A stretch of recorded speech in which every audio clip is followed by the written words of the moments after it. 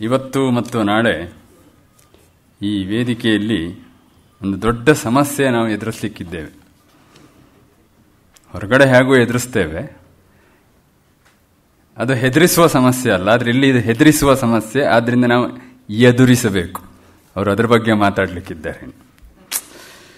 ಅದು ಅಂತಿಂಥ ಕಾಂಜಿ ಪಿಂಜಿಯೋ ಸಾಮಾನ್ಯದ್ದೋ ಆ ಥರದ್ದಲ್ಲ, ಆ ಸ್ತರದ್ದು ಅಲ್ಲ. ನಿಜಾರ್ಥದಲ್ಲಿ ನಾವು ಅಂದರೆ ಕನ್ನಡಿಗರು ಅಡಿ ಅಡಿಗಳಲ್ಲಿ, ಗಡಿ ಗಡಿಗಳಲ್ಲಿ, ಮೂಲೆ ಮುಡುಕುಗಳಲ್ಲಿ, ಹಳ್ಳಿ ಗಲ್ಲಿಗಳಲ್ಲಿ, ಪೇಟೆ ಕೋಟೆಗಳಲ್ಲಿ, ನಗರಾಗರಗಳಲ್ಲಿ ಎದುರಿಸುವಂತಹದ್ದು, ನಮ್ಮನ್ನು ನಿತ್ಯವೂ ಒತ್ತಿಕ್ಕಳಲ್ಲಿ ಸಿಲುಕಿ ಒದ್ದಾಡಿಸುವಂತಹದ್ದು, ಅಪರಿಹಾರ್ಯವೋ ಎನ್ನುವಂತಹದ್ದು ಸಮಸ್ಯೆ, ನಿತ್ಯ ಸಮಸ್ಯೆ. ಅದೇ ಕನ್ನಡದಲ್ಲಿ ಆಡು ಮಾತಿನ ಸಮಸ್ಯೆ. ಮಾತೇ ಸಮಸ್ಯೆ ಆಗುವಂತಹದ್ದು. ಮಾತಿನ ಸಮಸ್ಯೆ ಅನ್ನುವಂಥದ್ದೇ ದೊಡ್ಡ ಜಟಿಲ. ಅದರಲ್ಲೂ ಆಡು ಮಾತಿನ ಸಮಸ್ಯೆ ಅಂದರೆ ಮತ್ತೂ ಸಂಕೀರ್ಣ. ಅದು ಇದು ಮಾತಿಗಷ್ಟೇ ಸೀಮಿತ ಅನ್ನೋದಕ್ಕಿಂತ ಇವತ್ತು ಈ ವಿಷಯವನ್ನು ಸೀಮಿತಗೊಳಿಸಿದ್ದು ಮಾತಿನ ಸಮಸ್ಯೆ ಅಂತ. ಈ ಭಾಷಾ ಸಮಸ್ಯೆ ಏನಿದೆ ಅದರ ಬಗ್ಗೆ ನಮ್ಮ ಸ್ನೇಹಿತರು ಶ್ರೀವತ್ಸ ಜೋಶಿ ಅವರು ಅಮೆರಿಕದಲ್ಲಿದ್ದಾರೆ, ಅಂಕಣಕಾರ, ನಿಮಗೆ ಗೊತ್ತಿರಬಹುದು, ಇಲ್ಲಿ ಬಂದಿದ್ದಾರೆ ಶ್ರೀವತ್ಸ ಜೋಶಿ. ಹಾಗೆ ಇನ್ನೊಬ್ಬರು ಅನುಪಮ ಮಂಗಳವೇಡೆ ಅಂತ, ಅವರು ಅಮೆರಿಕದಲ್ಲಿರುವವರು. ಅವರ ಅಂಕಣಗಳಲ್ಲಿ ಬಹಳಷ್ಟು ಸಲ ಈ ಸಮಸ್ಯೆಗಳನ್ನು ಅವರು ಗುರುತಿಸಿದ್ದಾರೆ. ಅವರಿಗೊಂದು ಪ್ರತ್ಯಯ ಸಮಸ್ಯೆ, ಜೋಶಿ ಅವರಿಗೆ. ಪ್ರತ್ಯಯ ಅಂದರೆ ಆತ್ಮವಿಶ್ವಾಸ ಅಂತ ಒಂದು ಅರ್ಥ ಇದೆ. ಭಾಷೆಯಲ್ಲಿ ವಿಭಕ್ತಿ ಪ್ರತ್ಯಯ. ಅವರೇ ಸಾಕಷ್ಟು ಕೋಟ್ ಮಾಡೋದು, ಅಜ್ಜಿ ಕೊಂದ ಆನೆ. ಯಾರನ್ನು ಕೊಂದ್ರು ಗೊತ್ತಾಗಿಲ್ಲ, ಅಜ್ಜಿ ಕೊಂದ ಆನೆ. ಗಾಂಧಿ ಬೈದ ಭೈರಪ್ಪ. ಈ ಗಾಂಧಿ ಭೈರಪ್ಪನ ಬೈದ್ರೋ, ಭೈರಪ್ಪನ ಗಾಂಧಿ ಬೈದ್ರೋ ಗೊತ್ತಿಲ್ಲ. ಇದು ಪತ್ರಿಕೆಗಳಲ್ಲಿ ಬರುವಂತಹ ಹೆಡ್ಡಿಂಗ್ಗಳನ್ನು ಕುರಿತು ಅವರು ಹೇಳೋದು. ವಿಭಕ್ತಿಗಳನ್ನು ಬಿಟ್ಟರೆ ಏನು ಆಭಾಸ ಆಗತ್ತೆ ಅಂತ ಅದು ಇನ್ನೂ ಸುಧಾರಿಸಿಲ್ಲ. ಅದು ಪತ್ರಿಕೆಯಲ್ಲಿರೋದು. ಇದೀಗ ಆಡು ಮಾತಿನ ಸಮಸ್ಯೆ. ಆಡು ಮಾತಿಗಿಂತೂ ವರ್ಸ್ಟ್ ಕಂಡೀಷನ್ನಲ್ಲಿರೋದು ನಮ್ಮದು ಇವತ್ತು ಪತ್ರಿಕೆಯ ಸ್ಥಿತಿ. ಇಷ್ಟಾಗಿ ಭಾಷೆ ಯಾಕಬೇಕು? ಭಾವ ಸಂವಹನಕ್ಕೆ ವರ್ಣಮಾಧ್ಯಮದಲ್ಲಿ ಒದಗುವ ಆನುಕೂಲ್ಯ ಭಾಷೆ. ಆ ಭಾಷೆಗೆ ಶಬ್ದಗಳೇ ವಾಹಕ, ಶಬ್ದ ಅರ್ಥಾನ್ವಿತ, ಅರ್ಥ ಭಾವಪ್ರಕಾಶಕ.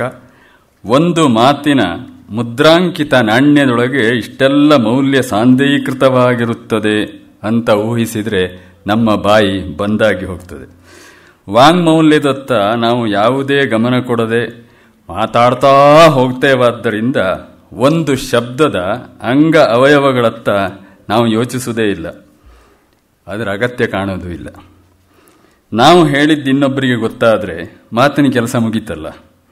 ಅನಿಸಿದ್ದು ಆಚೆಯವನಿಗೆ ಅರ್ಥ ಆಯ್ತಲ್ಲ, ಇನ್ನೇನು ಖ್ಯಾತೆ ನಿಮ್ಮದು ಅಂತ ಅಷ್ಟಕ್ಕೆ ಮಾತನ್ನು ಮೊಟಕುಗೊಳಿಸಿದರೆ ಅದು ಭಾಷಾ ವಿನಿಯೋಗ, ಭಾಷಾ ಪ್ರಯೋಗ, ಭಾಷಾನುಕೂಲ್ಯ, ಭಾಷಾ ವೈಶೇಷ್ಯ, ಭಾಷೆ ಅಗತ್ಯ, ಮುಖ್ಯವಾಗಿ ಭಾಷೆಯ ಸತ್ವವನ್ನು ನಾವು ನಿರ್ಲಕ್ಷಿಸಿದಂತೆ ಆಗುತ್ತದೆ. ಭಾಷಾ ಶಬ್ದ ಅನ್ನುವಂಥದ್ದು ಒಂದು ಸಂಕೇತ. ಆ ಸಂಕೇತವನ್ನು ಕೊಡುಕೊಳ್ಳುವ ಎರಡೂ ಪಾರ್ಟಿಯವರು ಒಪ್ಪಿಬಿಟ್ರೆ ತಗಾದೆಯೂ ಇಲ್ಲ, ತಕರಾರು ಇಲ್ಲ. ಈ ವಿಷಯ ಏನೋ ಸರಿ, ಆದರೆ ಭಾಷಾ ವಿಷಯದಲ್ಲಿ ಇದಷ್ಟು ಸರಳವಾಗಿಲ್ಲ. ಯಾಕೆಂದರೆ ಪ್ರತಿಯೊಬ್ಬನ ವ್ಯವಹಾರ ಪ್ರಪಂಚವು ಅನಿರ್ದಿಷ್ಟ ವಿಸ್ತರವಾದದ್ದು. ಅದರದ್ದೇ ಆದಂತಹ ಆವರಣ ಇದೆ. ಹೇಳುವವ ಕೇಳುವವ ಕೇವಲ ಇಬ್ಬರೇ ಅಲ್ಲಲ್ಲ. ಹೇಳುವ ಒಂದು ಬಾಯಿಗೆ ಕೇಳುವ ಕಿವಿಗಳು 100, 1000, ಲಕ್ಷಾಧಿಕ. ಆದರೆ ಏನಾಯಿತು? ಎಲ್ಲರೂ ಆಡೋದು ಒಂದೇ ಭಾಷೆ ಅಲ್ವಾ? ಯಾಕೆ ಗೊಂದಲ, ಯಾಕೆ ದಂದುಗ, ಯಾಕೆ ಇಬ್ಬಗೆ ಮುಬ್ಬಗೆ ಎಂಬ ಪ್ರಶ್ನೆಯನ್ನು ನಾವು ಕನ್ನಡವನ್ನಷ್ಟೇ ಮಾತಾಡೋ ಮಂದಿ ಒಂದಲ್ಲ ಒಂದು ಎಡೆಯಲ್ಲಿ ಕಡೆಯಲ್ಲಿ ಎಡ ತಾಕುತ್ತಲೇ ಇರುತ್ತೇವೆ. ಇದು ನಮ್ಮ ನಿತ್ಯ ಸಮಸ್ಯೆ. ನಾವು ಕೇಳಿದ್ದೇವಲ್ಲ, ಮನೆಯಲ್ಲೂ ಮಾತಾಡ್ತೇವೆ, ನಾನು ಆಗಿಂದು ಬಡ್ಕೊಳ್ತಾ ಇದ್ದೇನೆ, ಅವನಿಗೆ ಅರ್ಥವೇ ಆಗುವುದಿಲ್ಲ. ಬಹಳ ಸರಳವಾದ ಒಂದು ವಾಕ್ಯ. ಈ ಅಸಹಾಯ ಉದ್ಗಾರ ನಮ್ಮ ಬಾಯಲ್ಲಿ ಒಂದಲ್ಲ ಒಂದು ಸಲ ಬಂದೇ ಬಂದಿರ್ತದೆ.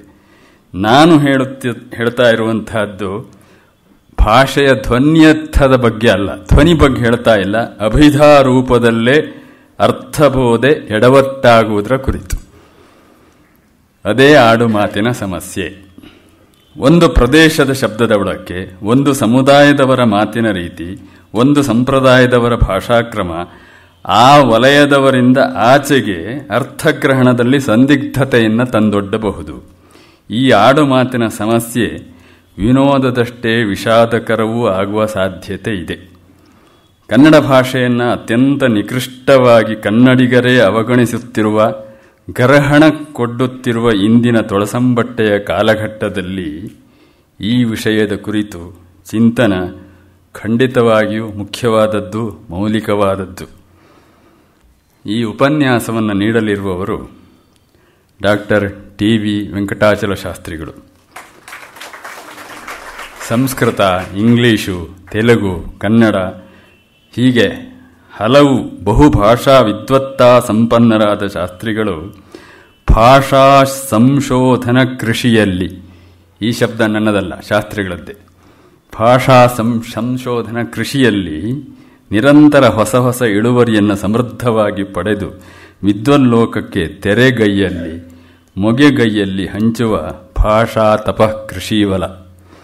ವಾಂಗ್ಮಯದ ಸಮಸ್ತ ಪ್ರಕಾರಗಳಲ್ಲೂ ಆಸಕ್ತಿಯನ್ನು, ಅಧ್ಯಯನವನ್ನು, ಶೋಧನವನ್ನು, ಬೋಧನವನ್ನು ಈ ಹೊತ್ತಿನಲ್ಲೂ ತರುಣ ಪ್ರಕಾಶದಲ್ಲಿ ಹೊಳೆಯಿಸುವ ಪಂಡಿತ ಪರಿಶ್ರಮವನ್ನು ಜತನದಿಂದ ಜಾರಿಯಲ್ಲಿಟ್ಟಿರುವ ವಿದ್ವಾಂಸರು ಶಾಸ್ತ್ರಿಗಳು.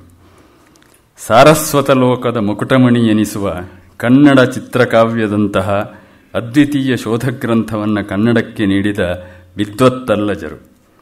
ತನ್ನನ್ನರಸಿಕೊಂಡು ಬಂದ ಸಾಲು ಸಾಲು ಪ್ರಶಸ್ತಿಗಳಿಂದ ಪ್ರಲೋಭನಕ್ಕೆ ಒಳಗಾಗದೆ ಸಾಹಿತ್ಯ ಸಂಶೋಧನ ಮೃತೈಕನಿಷ್ಠ ದೃಷ್ಟಿಗಳಾಗಿ ಶುದ್ಧ ಮಾರ್ಗದಲ್ಲಿ ಅಕ್ಷರೋಪಾಸನೆ ಮಾಡುವ ಸದ್ವೃತಿಗಳು. ಇದೇ ವೇದಿಕೆಯಲ್ಲಿ ಹಲವು ಬಾರಿ ಶತಾವಧಾನಿ ಡಾಕ್ಟರ್ ಆರ್. ಗಣೇಶರು ಹೇಳಿದ್ದನ್ನು ನಾವು ಕೇಳಿದ್ದೇವೆ. ಪ್ರಾಚೀನ ಕಾವ್ಯಾರ್ಥ ಚಿಂತನದಲ್ಲಿ ಇರುವ ಏಕೈಕ ಅವಲಂಬನ ಡಾಕ್ಟರ್ ಟಿ.ವಿ. ವೆಂಕಟಾಚಲ ಶಾಸ್ತ್ರಿಗಳು. ಇಂದಿನ ಈ ಸಮಸ್ಯೆಯನ್ನು ಕುರಿತು ಉಪನ್ಯಾಸಕ್ಕೆ ಬಂದಂತಹ ವಿಪಶ್ಚಿದ್ವರೆಣ್ಯರಾದ ಡಾಕ್ಟರ್ ಶಾಸ್ತ್ರಿಗಳಿಗೆ ಹಾರ್ದವಾದ ಸ್ವಾಗತ. ಈ ಭಾಷಾ ಚಿಂತನೋಪನ್ಯಾಸವನ್ನು ಪ್ರಾಯೋಜಿಸಿದ ಪಂಡಿತರತ್ನಂ ಕುಕ್ಕೆ ಸುಬ್ರಹ್ಮಣ್ಯ ಶಾಸ್ತ್ರಿ ದತ್ತಿಯ ಸದಸ್ಯರಿಗೆ ಸ್ವಾಗತ. ಕೇಳಲು ಬಂದ ತಮಗೆಲ್ಲ ಸ್ವಾಗತ. ಕುಕ್ಕೆಯವರು ಶಾಸ್ತ್ರಿಗಳನ್ನು ಗೌರವಿಸಬೇಕು ಅಂತ ಕೇಳ್ಕೊಳ್ತೇನೆ.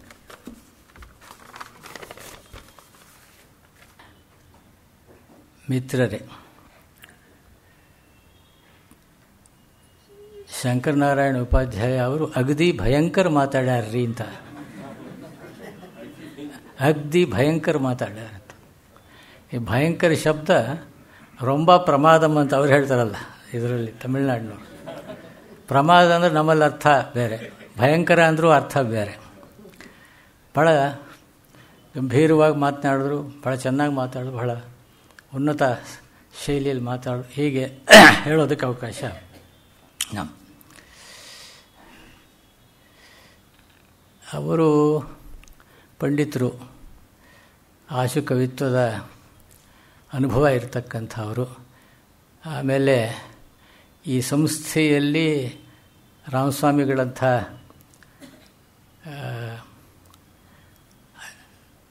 ಅವರ ಶೈಲಿಯನ್ನು, ಅವರ ಬರವಣಿಗೆ ಶೈಲಿಯನ್ನು ನೀವು ಬಲ್ಲವರಾಗಿದ್ದೀರಿ. ಅವರ ಪತ್ರಿಕೆಯ ಮೂಲಕವಾಗಿ, ಬರವಣಿಗೆ ಮೂಲಕವಾಗಿ ನೀವು ಬಲ್ಲವರಾಗಿದ್ದೀರಿ. ಅವರು ಡಿ ವಿ ಗುಂಡಪ್ಪನವರ ಗರಡಿಯಲ್ಲಿ ಸಾಮ್ ಮಾಡಿದವರು. ಉಪಾಧ್ಯಾಯರು ರಾಮಸ್ವಾಮಿಗಳ ಗರಡಿಯಲ್ಲಿ ಸಾಮ್ ಮಾಡ್ತಾ ಇರೋರು. ಹಾಗಾಗಿ ಹೀಗಲ್ಲದೆ ಇನ್ನು ಹೇಗೆ ಮಾತಾಡೋಕ್ಕೆ ಸಾಧ್ಯ? ವಿಪಶ್ಚಿದ್ವರೆಣ್ಯ ಅಂತ ಹೇಳಿದ್ರು ಅವರು. ಅದು ಇಂಥ ಕಡೆ ಮಾತ್ರ ಹೇಳುವಂಥ ಮಾತು, ಎಲ್ಲ ಕಡೆಯೂ ಅದು ಚಾಲು ಆದರೆ ಇದೇನೇನೋ ಮಾತಾಡ್ತಾ ಇದ್ದಾರೆ ಇವರು. ಹಾಗೆ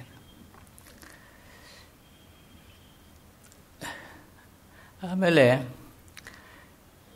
ಈ ಆಡುಮಾತಿನ ಸಮಸ್ಯೆ ಎಷ್ಟು ಗಂಭೀರವಾದ್ದು ಅನ್ನೋ ವಿಚಾರ ಅವರು ಹೇಳಿದರು. ಒಂದ್ಸಲಿ ರಾಮಸ್ವಾಮಿಗಳ ಜೊತೆಯಲ್ಲಿ ನಾನು ಮಾತಾಡ್ತಾ ಇದ್ದೆ ದೇಶದ ಸ್ಥಿತಿಯನ್ನು ಕುರಿತು. ನಮ್ಮಲ್ಲೇ ನಾವು ಮಾತಾಡ್ಕೋಬೋದು, ಇನ್ನೇನು ಹೆಚ್ಚಿಗೆ ಮಾಡೋಕ್ಕಾಗಲ್ಲ. ಅವರಿಗೆ ಹೇಳಿದಾಗ ನಾನು ಏನು ಬೆಂಕಿ ಯಾವಾಗ ಬೇಕಾದ್ರೂ ಹೊತ್ಕೋಬೋದು ಅಂತ, ಇದೇನು ಹೀಗೆ ಹೇಳ್ತಾ ಇರಿ, ಹೊತ್ಕೊಂಡು ಆಗಲೇ ಉರಿದು ಹೋಗಿದೆ ಅಂತ ಹೇಳಿದ್ರು ಅವರು. ನಮ್ಮ ದೇಶದ ಸ್ಥಿತಿ, ನನ್ನ ಆತಂಕ ಏನು ಅಂದರೆ ನಮ್ಮ ಭಾಷೆಯ ಸ್ಥಿತಿಯೂ ಹಾಗೆ ಆಗಿದೆ.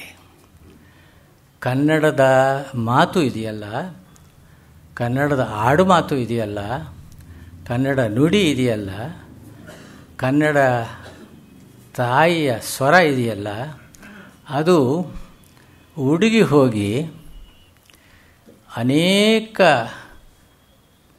ಭಾಷೆಗಳ ಹಲವಾರು ಬೇರೆ ಬೇರೆ ಭಾಷೆಗಳ ಆಕ್ರಮಣಗಳಿಗೆ ಸಿಕ್ಕಿ ನಿಸ್ಸತ್ವಗೊಂಡಿದೆ, ಅಳವಳಿದಿದೆ. ಹಳಗನ್ನಡವಾದರೆ ಅಳವಳಿದಿದೆ, ಆಯಗುಂದಿದೆ. ಇದು ಈ ಮಾತು ಮೊದಲು 20ನೇ ಶತಮಾನದ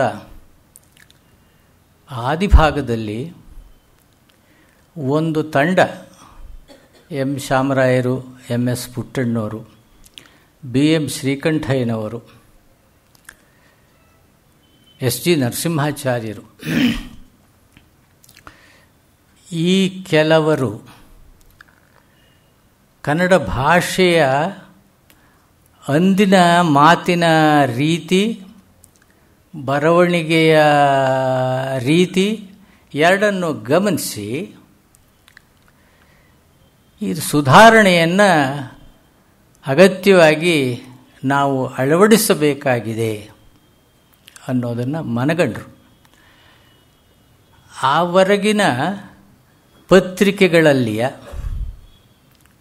ಆವರೆಗಿನ ಪುಸ್ತಕಗಳಲ್ಲಿಯ ಬರವಣಿಗೆಗಳನ್ನು ನೋಡಿ ಅದರಲ್ಲಿಯ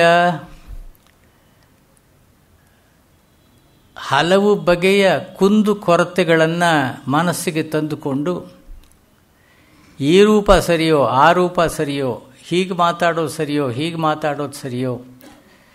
ಈಗ ಒಂದು ಸಣ್ಣ ಮಾತಿನ ಒಂದು ಉದಾಹರಣೆ ಮೂಲಕ ನಾನು ಇದನ್ನು ತಮ್ಮ ಗಮನಕ್ಕೆ ತರಬಹುದು. ಕೆಂಪುನಾರಾಯಣನ ಮುದ್ರಾ ಮಂಜೂಷ ಹೊಸಗನ್ನಡ ಕಾಲದ ಆರಂಭದ ಕಾದಂಬರಿ ಅದು. ಹೊಸಗನ್ನಡ ಗದ್ಯದ ನವೋದಯ, ಗದ್ಯದ ಒಂದು ವಿಕಾಸದ ಒಂದು ಘಟ್ಟದಲ್ಲಿ ಆರಂಭವಾದ್ದು ಅನ್ನೋ ಮಾತನ್ನು ಎಲ್ಲರೂ ಒಪ್ತಾರೆ. ಅದರ 11ನೇ ಮುದ್ರಣವೋ 10ನೇ ಮುದ್ರಣವೋ ನಾವು 48-49ರಲ್ಲಿ 49-50ರಲ್ಲಿ ನಮಗೆ ಪಠ್ಯವಾಗಿದ್ದಾಗ ಅದು 44ನೇ ಇಸ್ವಿಯ ಮುದ್ರಣ. ಆ ವೇಳೆಗಾಗಲೇ 10-11 ಮುದ್ರಣಗಳಾಗಿ ಹೋಗಿತ್ತದು. ಅದನ್ನು ಆ ಕವಿಯ ಮನೆತನಕ್ಕೆ ಸೇರಿದವರು ಬೆಂಗಳೂರಿನಲ್ಲಿ ಇದ್ದರು. ಅವರ ಪರಿಚಯ ನನಗೆ ಇತ್ತು. ಅವರ ಮನೆಯಲ್ಲಿ ಒಂದು ಹಸ್ತಪ್ರತಿಯೂ ಇತ್ತು. ಅದು ಕವಿ ಬರೆದದ್ದಲ್ಲ. ಅದು ಒಂದು ಪ್ರತಿ ಯಾವುದೋ ಒಂದು ಮನೆಯಲ್ಲಿ ಇಟ್ಕೊಂಡಿದ್ರು. ಅದು ತಾಳೆ ಪ್ರತಿ. ಅದನ್ನು ಬಳಸ್ಕೊಂಡು ನಮ್ಮ ಅಧ್ಯಯನ ಸಂಸ್ಥೆಯಲ್ಲಿ, ಕನ್ನಡ ಅಧ್ಯಯನ ಸಂಸ್ಥೆಯಲ್ಲಿ ಇದ್ದ ಹಸ್ತಪ್ರತಿಗಳನ್ನು ನೋಡಿ ನಾನು ಪುನಃ ಅದನ್ನು ಸಂಪಾದಿಸಿ ಪ್ರಕಟಿಸುವ ಕೆಲಸ ಮಾಡಿದಾಗ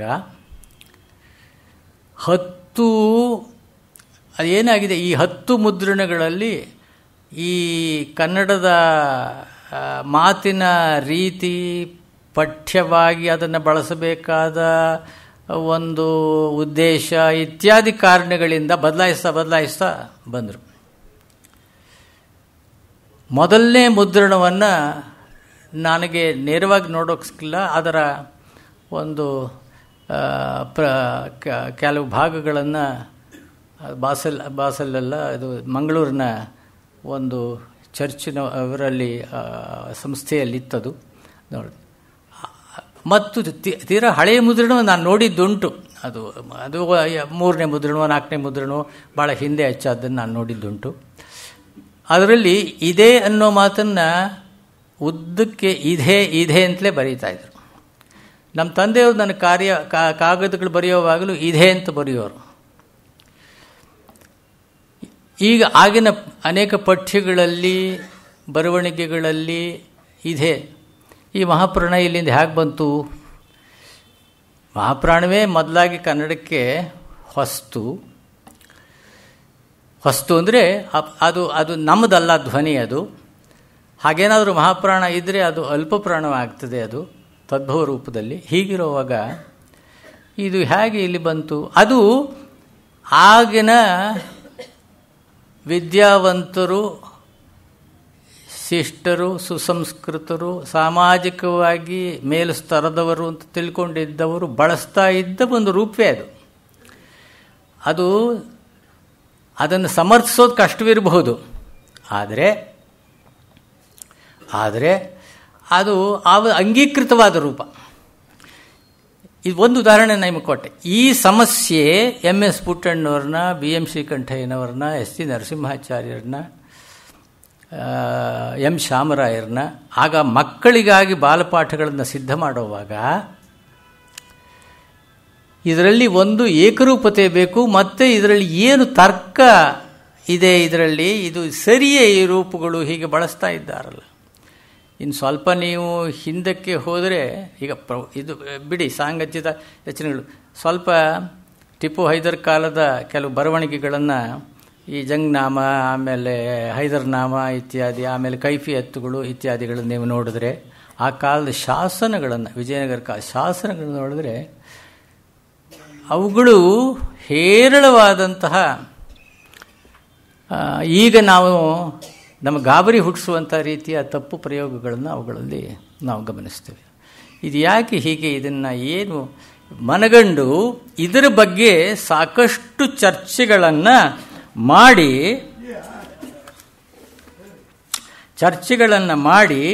ಒಂದು ತಂಡ ಅದನ್ನು ಪರಿಷ್ಕರಿಸೋಕೆ ಸಾಧ್ಯವೇ? ನೋಡಿ, HV ನಂಜುಂಡಯ್ಯನವರು, M ಶಾಮರಾಯರು, MS ಪುಟ್ಟಣ್ಣವರು, SG ನರಸಿಂಹಾಚಾರ್ಯ, ಡೆಪ್ಯೂಟಿ ಚನ್ನಬಸಪ್ಪನವರು, ತೋಗೆರೆ ನಂಜುಂಡಶಾಸ್ತ್ರಿಗಳು, BM ಶ್ರೀಕಂಠಯ್ಯನವರು. ಇದು ಒಂದು ಘಟ್ಟದ.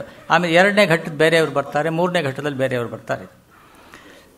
DV ಗುಂಡಪ್ಪನವರು ತಮ್ಮ ಒಂದು ಪ್ರಬಂಧವನ್ನು ಬರ್ಕೊಂಡು SG ನರಸಿಂಹಾಚಾರ್ಯಗೆ ತೋರಿಸೋಣ ಹಾಗೆ ಅಂಥೇಳಿ ಅವರಲ್ಲಿ ಹೋದಾಗ, ಇವರಿನ್ನು ತುಂಬ ಚಿಕ್ಕವರು, 1907 SG ನರಸಿಂಹಾಚಾರ್ಯ ತೀರ್ಕೊಂಡ್ರು.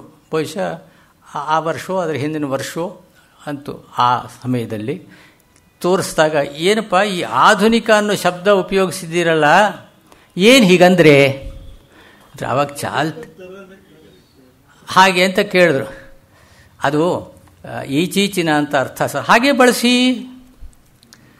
ಇವರು ಹೇಳಿದ್ರು ಅದು ಈಚೀಚಿನ ಅಂತ ಸರ್, ಅದೇ ರೀತಿ ಬಳಸಿ.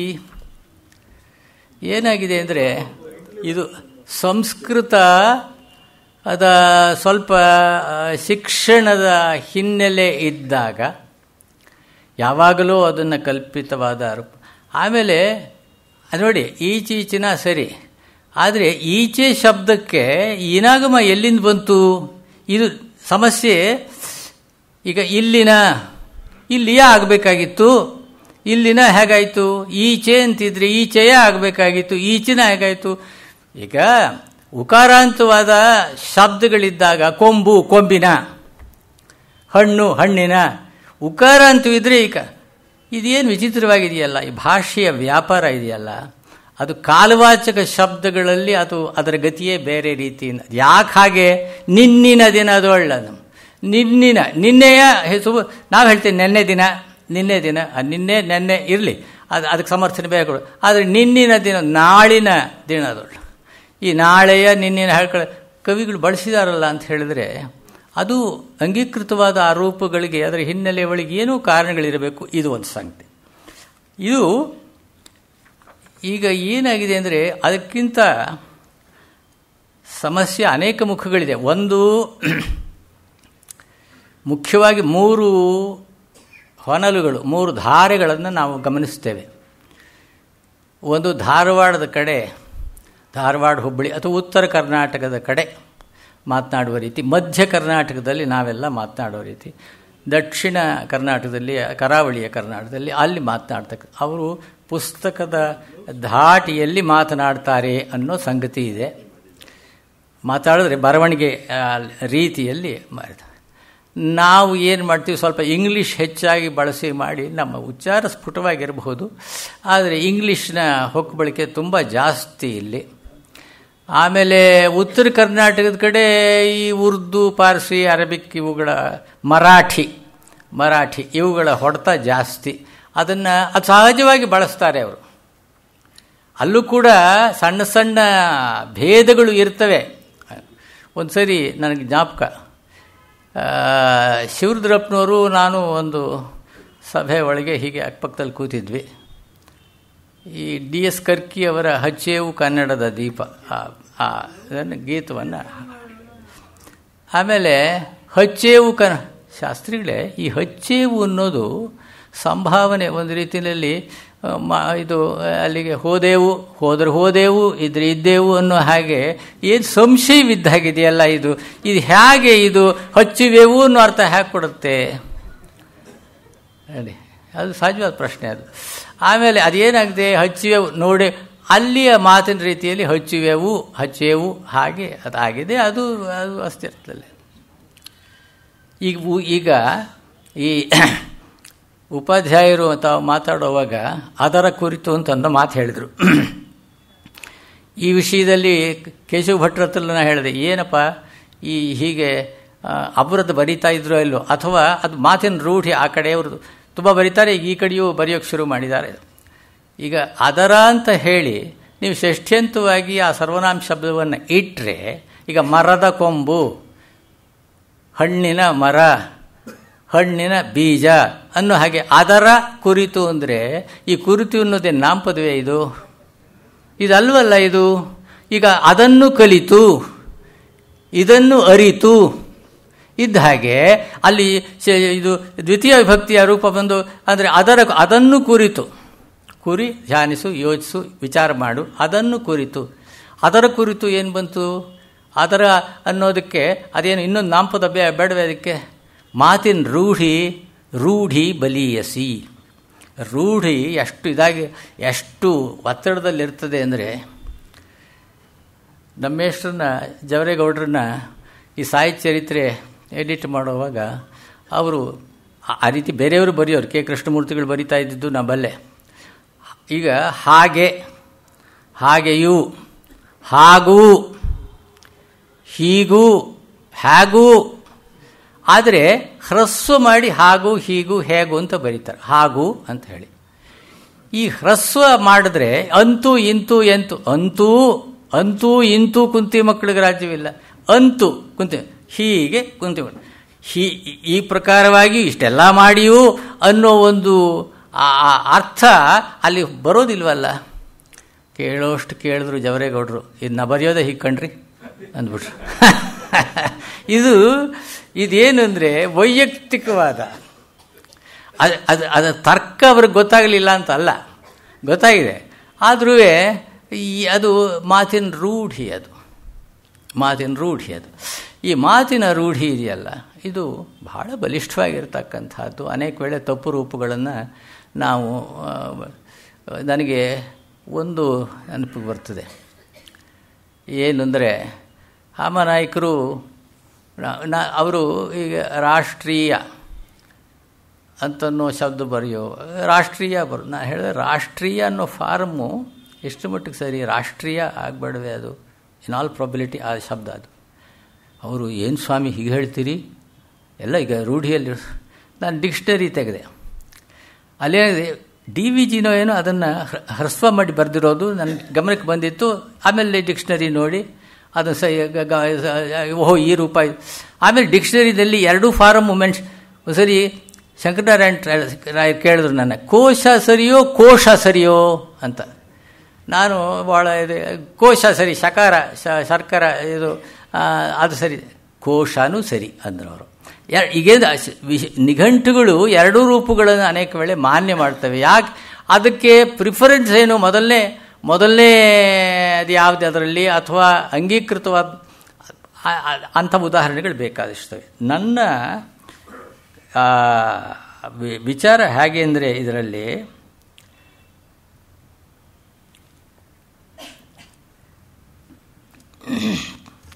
ಒಂದು ಬಿ ಸೀತಾರಾಮಯ್ಯನವ್ರಿಗೆ ಒಂದು ಸಮಸ್ಯೆ ಬಂತು. ಏನು ಅಂದರೆ, ಹೊಸಗನ್ನಡಕ್ಕೆ ವ್ಯಾಕರಣ ಆಗಬೇಕು. ಈಗ ಬರೆಯೋರು ಏನು ಅಂದರೆ, ಕನ್ನಡದ ಬರವಣಿಗೆಯ ರೀತಿಯನ್ನು ಈಗ ಆಡುವ ಮಾತಿನ ವ್ಯಾಕರಣ ಅದು ಭಾಷಾ ಸಾಮರಸ್ಯ. ಎಲ್ಲ ಕನ್ನಡ ಮಾತಾಡ್ತಕ್ಕಂಥ ಎಲ್ಲ ಪ್ರದೇಶಗಳ ಜನರಿಗೂ ಒಂದು ಸಮಾನವಾಗಿ ಭಾಷಾ ಸಾಮರಸ್ಯವನ್ನು ಹೇಳುವ ಒಂದು ಪ್ರಾಮಾಣಿಕವಾದ ಸರ್ವಸಮ್ಮತವಾದಂಥ ಒಂದು ವ್ಯಾಕರಣ ಆಗಬೇಕು.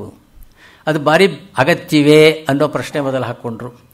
ಆಮೇಲೆ ನಮ್ಮ ಭಾಷಾ ವಿಜ್ಞಾನಿ ಸ್ನೇಹಿತರೊಬ್ಬರನ್ನು ಕೇಳಿದ್ರು, ಅವ್ರು ಬರ್ಕೊಟ್ರು. ಅದನ್ನು ನಾನು ಗಮನಿಸಿದ್ದೇನೆ, ಅವ್ರು ಬರೆದಿರೋದು ಅದು.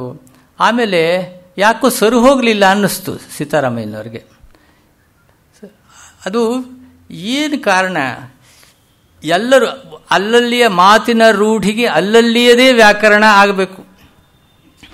ಈಗ ನಾಳೆ ಹಚ್ಚೇವು ಅನ್ನೋ ಸಂದೇಹ ಇವ್ರಿಗೆ ಬಂತು, ಅವ್ರಿಗೆ ಸಂದೇಹ ಬರುವುದಿಲ್ಲ. ಅದಕ್ಕೆ ತಕ್ಕ ಹಾಗೆ ಅಲ್ಲಿಯ ವ್ಯಾಕರಣವನ್ನು, ಅದು ಭಾಷಾ ವಿಜ್ಞಾನದ ಪರಿಧಿಯಲ್ಲಿ ವರ್ಣನಾತ್ಮಕ ಭಾಷಾ ವಿಜ್ಞಾನಿಗಳು ಏನು ಮಾಡ್ತಾರೆ ಹಾಗೆ ಅಂತ ಹೇಳಿದ್ರೆ, ಅದನ್ನೇ ಪ್ರತ್ಯೇಕವಾಗಿ ಗಮನಕ್ಕೆ ತಗೊಂಡು ಇದು ಪ್ರಿಸ್ಕ್ರಿಪ್ಟಿವ್, ಅದು ಡಿಸ್ಕ್ರಿಪ್ಟಿವ್ ಆಗಿರ್ತದೆ, ಇಲ್ಲಿ ವಿಧ್ಯಾತ್ಮಕವಾಗಿರ್ತದೆ, ಅದು ವರ್ಣನಾತ್ಮಕವಾಗಿರ್ತದೆ ಅಂತ ಹೇಳುವಂಥ ಮಾತನ್ನು ಅವ್ರು ಹೇಳಿ ಇದು ಯಶಸ್ವಿ ಆಯ್ತೇ ಹಾಗೆ ಅಂತ ಹೇಳಿ ಆ ಸಮಸ್ಯೆ ಎತ್ತಿದ್ದು ನನಗೆ ಜ್ಞಾಪಕಕ್ಕಿದೆ. ಆಮೇಲೆ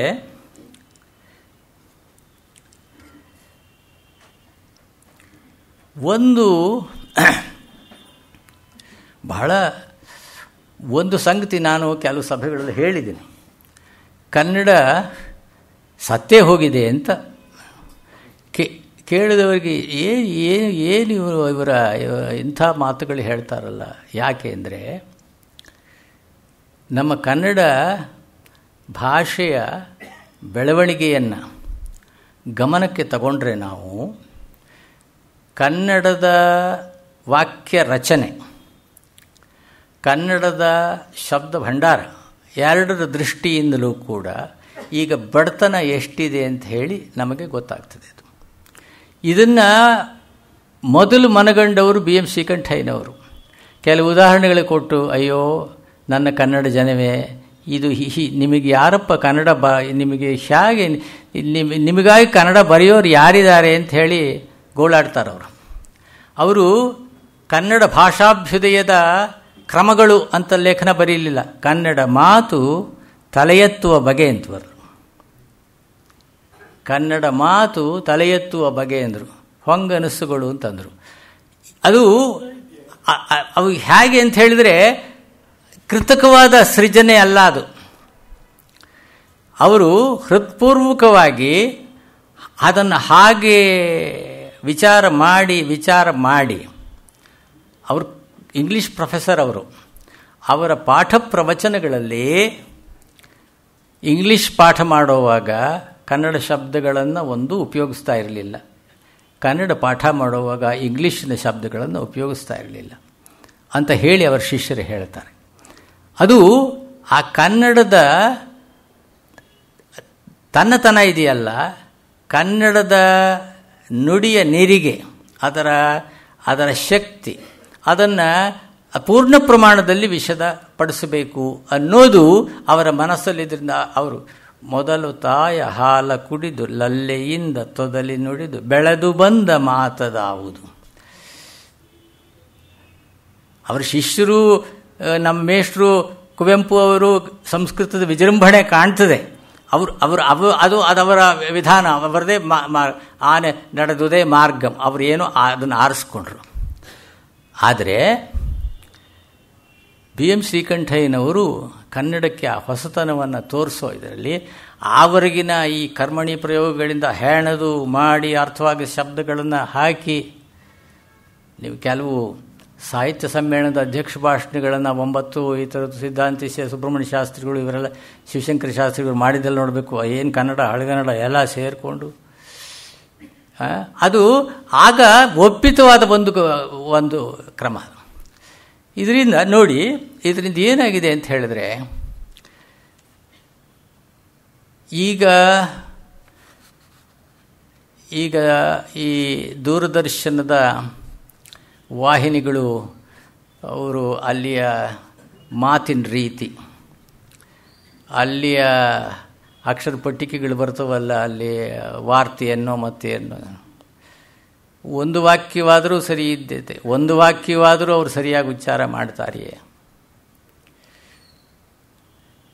ಎಷ್ಟರ ಮಟ್ಟಿಗೆ ಹಾಗೆ ಅಂತ ಹೇಳಿದರೆ, ನಾವು ಏನಪ್ಪ ಇದು ನಾವು ತಿಳ್ಕೊಂಡಿರೋ ಸರಿಯಾಗಿದೆಯಾ ಅಂತ ನಾವೇ ಮತ್ತೆ ನಿಘಂಟು ನೋಡಿ ಮಾಡಿ ಸರಿ ಮಾಡ್ಕೋಬೇಕು. ಓಹೋ ಇದು ಹಾಗಿದೆ ಅಂತ. ಇದು ಈಗ ಉತ್ತರ ಪತ್ರಿಕೆಗಳಲ್ಲಿ ಎಲ್ಲರೂ ಉತ್ತರ ಪತ್ರಿಕೆಗಳಲ್ಲಿ ಒಂದೇ ಬಗೆಯ ಉತ್ತರ ಕಾಣಿಸ್ತಾ ಇದ್ರೆ ತಿದ್ದೋ ಮೇಷ್ಟ್ರಿಗೆ ಇದೇನು ನಾನು ಅಂದ್ಕೊಂಡಿರೋದೊಂದು ಎಲ್ಲರೂ ಹೀಗೆ ಬರೆದಿದ್ದಾರಲ್ಲ ಅಂತ ಮತ್ತೆ ಇದು ಮಾಡ್ಕೊಳ್ಳೋ ಹಾಗೆ ಅದಾಗ್ತದೆ. ಯಾಕೆ ಅಂದರೆ ಕನ್ನಡದ ಮೇಲೆ ಒಂದು ಪ್ರೀತಿ, ಒಂದು ಗೌರವ, ಒಂದು ಅಕ್ಕರೆ ಅನ್ನೋದು ನೋಡಿ. ಕನ್ನಡ ತಾಯಿಯ ನೋಟ ಅಂದರು ಅವರು. ಇದು ಹಾಗೆ ಯೋಚನೆ ಮಾಡಿದ್ರು, ಹಾಗೆ ಬರೆದ್ರು. ಅವರ ಶ್ರೀ ಸಾಹಿತ್ಯದ ಬರವಣಿಗೆ ನೋಡಿ, ಅಲ್ಲಿ ಅದರಲ್ಲಿ ಕನ್ನಡಿಗರಿಗೆ ಒಳ್ಳೆಯ ಸಾಹಿತ್ಯ ನೋಡಿ, ಕನ್ನಡಿಗರಿಗೆ ಒಳ್ಳೆಯ ಸಾಹಿತ್ಯ ಅಂತಂದ್ರು ಅವರು. ಅದು ಹಾಗೆ ಯೋಚನೆ ಮಾಡಬೇಕು, ಹಾಗೆ ಪ್ರೀತಿಸಬೇಕು ಭಾಷೆಯನ್ನು.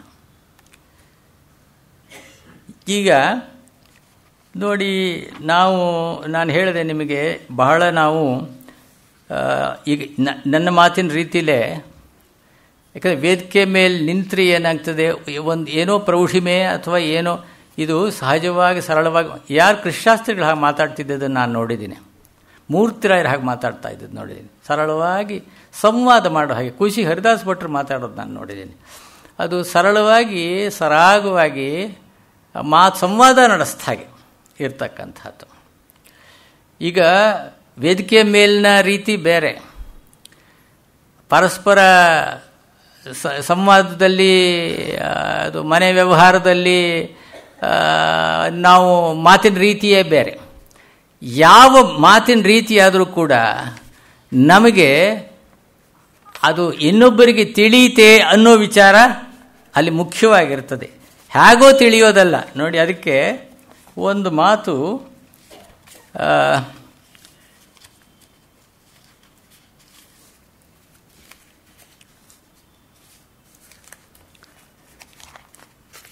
ಅವನ ಒಬ್ಬ ವಿಮರ್ಶಕ ಹೇಳ್ತಾನೆ, by perspicuity according to Quintilian, Roman writer on rhetoric, circa AD 95, care is taken not that the hearer may understand if he will.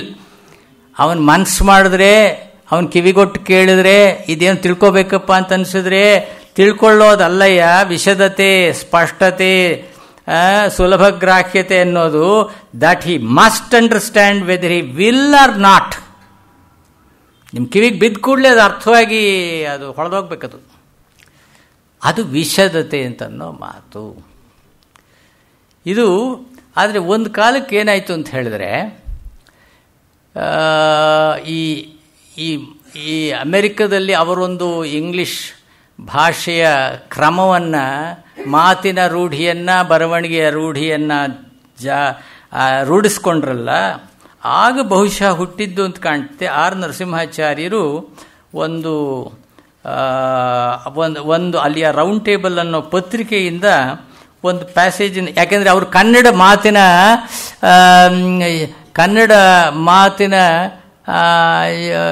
ಶುದ್ಧತೆ ಬಗ್ಗೆ, ಕನ್ನಡ ಮಾತು ಹೇಗಿರಬೇಕು ಅನ್ನೋದರ ಬಗ್ಗೆ ಅವರು, ಯಾಕೆಂದರೆ ಅವರು ಈ ಪೂರ್ವ ಸೂರಿಗಳಲ್ಲಿ ಸೇರ್ತಾರೆ. ನಾ ಹೇಳಿದ್ನಲ್ಲ, ಎಚ್ ವಿ ನಂಜುಂಡಯ್ಯ ಮೊದಲಾದವರು ಹೇಳಿದ್ನಲ್ಲ, ಅವರಲ್ಲಿ ಸೇರ್ತಾರೆ.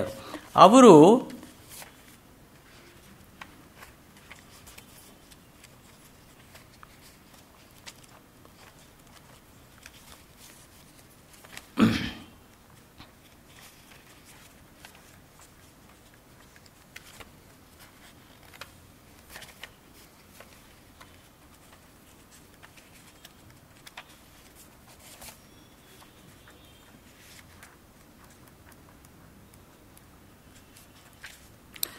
ನೋಡಿ, ಇದು ಇದು ಇಂಗ್ಲೀಷ್ನ ಅದರ ಇದಕ್ಕೋಸ್ಕರ ಓದ್ತಾ ಇದ್ದೀನಿ. The corrupter of a language stabs straight at the heart of his country. The corrupter of a language stabs straight at the heart of his country. He commits a crime against every individual of the nation.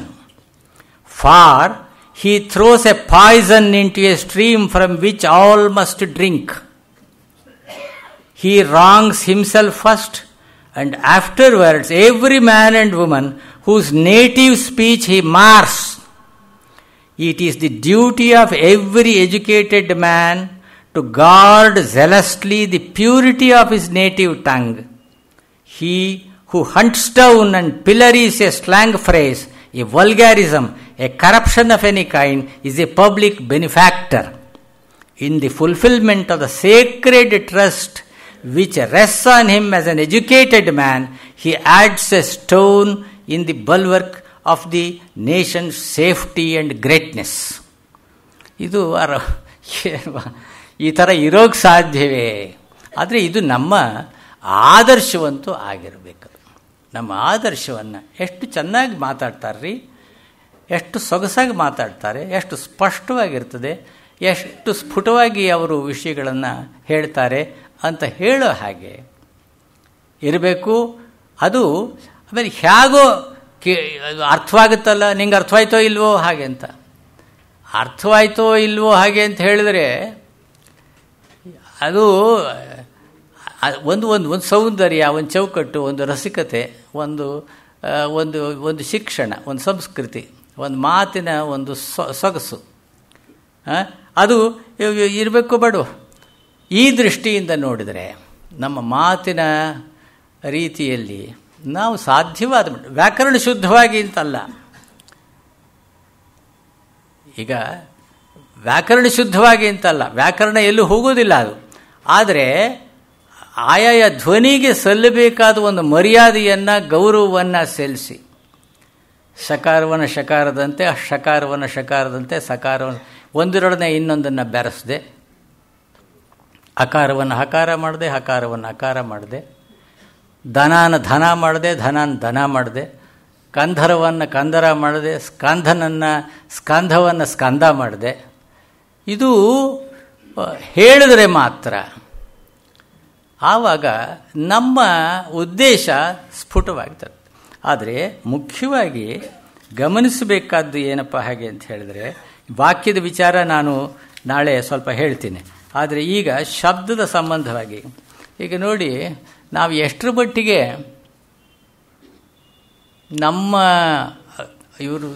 ನಮ್ಮ ಮೇಷ್ಟ್ರು ಕವೆಂ ರಾಘವಾಚಾರ್ಯ ಹೇಳ್ತಾರೆ, ಏನು ಹೇಳ್ತಾರೆ ಅಂದರೆ, ಎರವಲು ಸ್ವೀಕಾರ ಇದೆಯಲ್ಲ, ಎರವಲು ಸ್ವೀಕಾರ ಅನ್ನೋದು ಅದು ಆತ್ಮಹತ್ಯೆ ಮಾಡಿಕೊಂಡ ಹಾಗೆ ಅಂತ.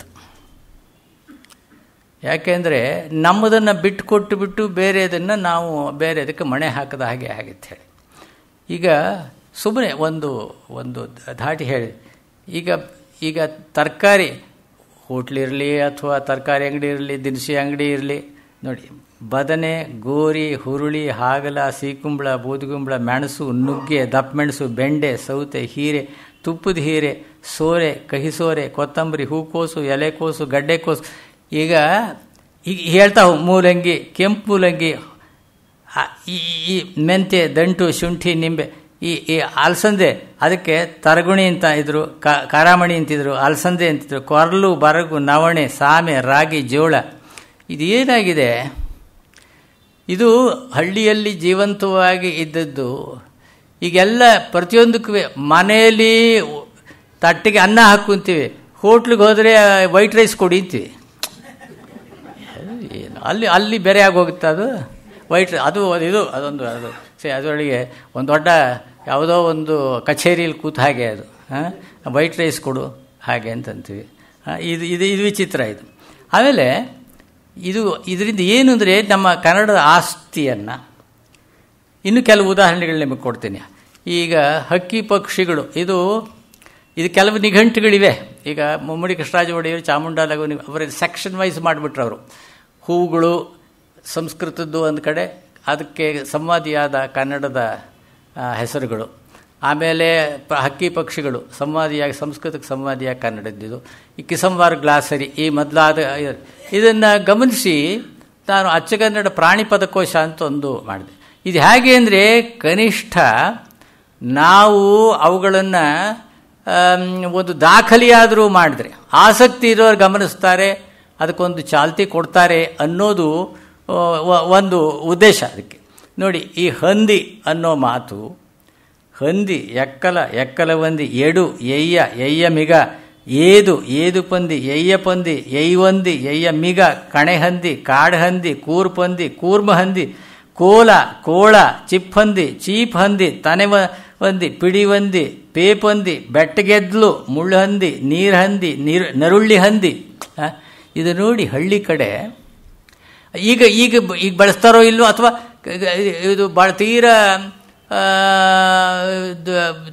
ತೀರ ಪ್ರತ್ಯೇಕವಾದಂಥ ಹಳ್ಳಿಗಾಡಿನ ಪ್ರದೇಶಗಳಲ್ಲಿ ಕೆಲವು ಬಳಸಬಹುದು. ಆದರೆ ಈ ರಾಘವಾಂಕನೋ ಅಥವಾ ಪಂಪಾದಿ ಕವಿಗಳಲ್ಲಿ ಬರ್ತಕ್ಕಂಥ ಇದನ್ನು ನೋಡಿದ್ರೆ ಅದು ಅವರ ನಡುವೆ ಅವರು ಬದುಕ್ತಾ ಇದ್ದರು. ಕಾಡು ಹೆಚ್ಚಾಗಿತ್ತು, ಊರು ಕಡಿಮೆ ಇತ್ತು, ಅದರ ನಡುವೆ ಅವರು ಬದುಕ್ತಾ ಇದ್ದಿದ್ದರಿಂದ ಈಚೆಗೆ ನಾನು ದೇಹಾವಯವ ಪದಕೋಶ ಅಂತ ಒಂದು ಸಿದ್ಧ ಮಾಡಿದೆ. ಈ ಕಾರಣದಿಂದ ನೋಡಿ,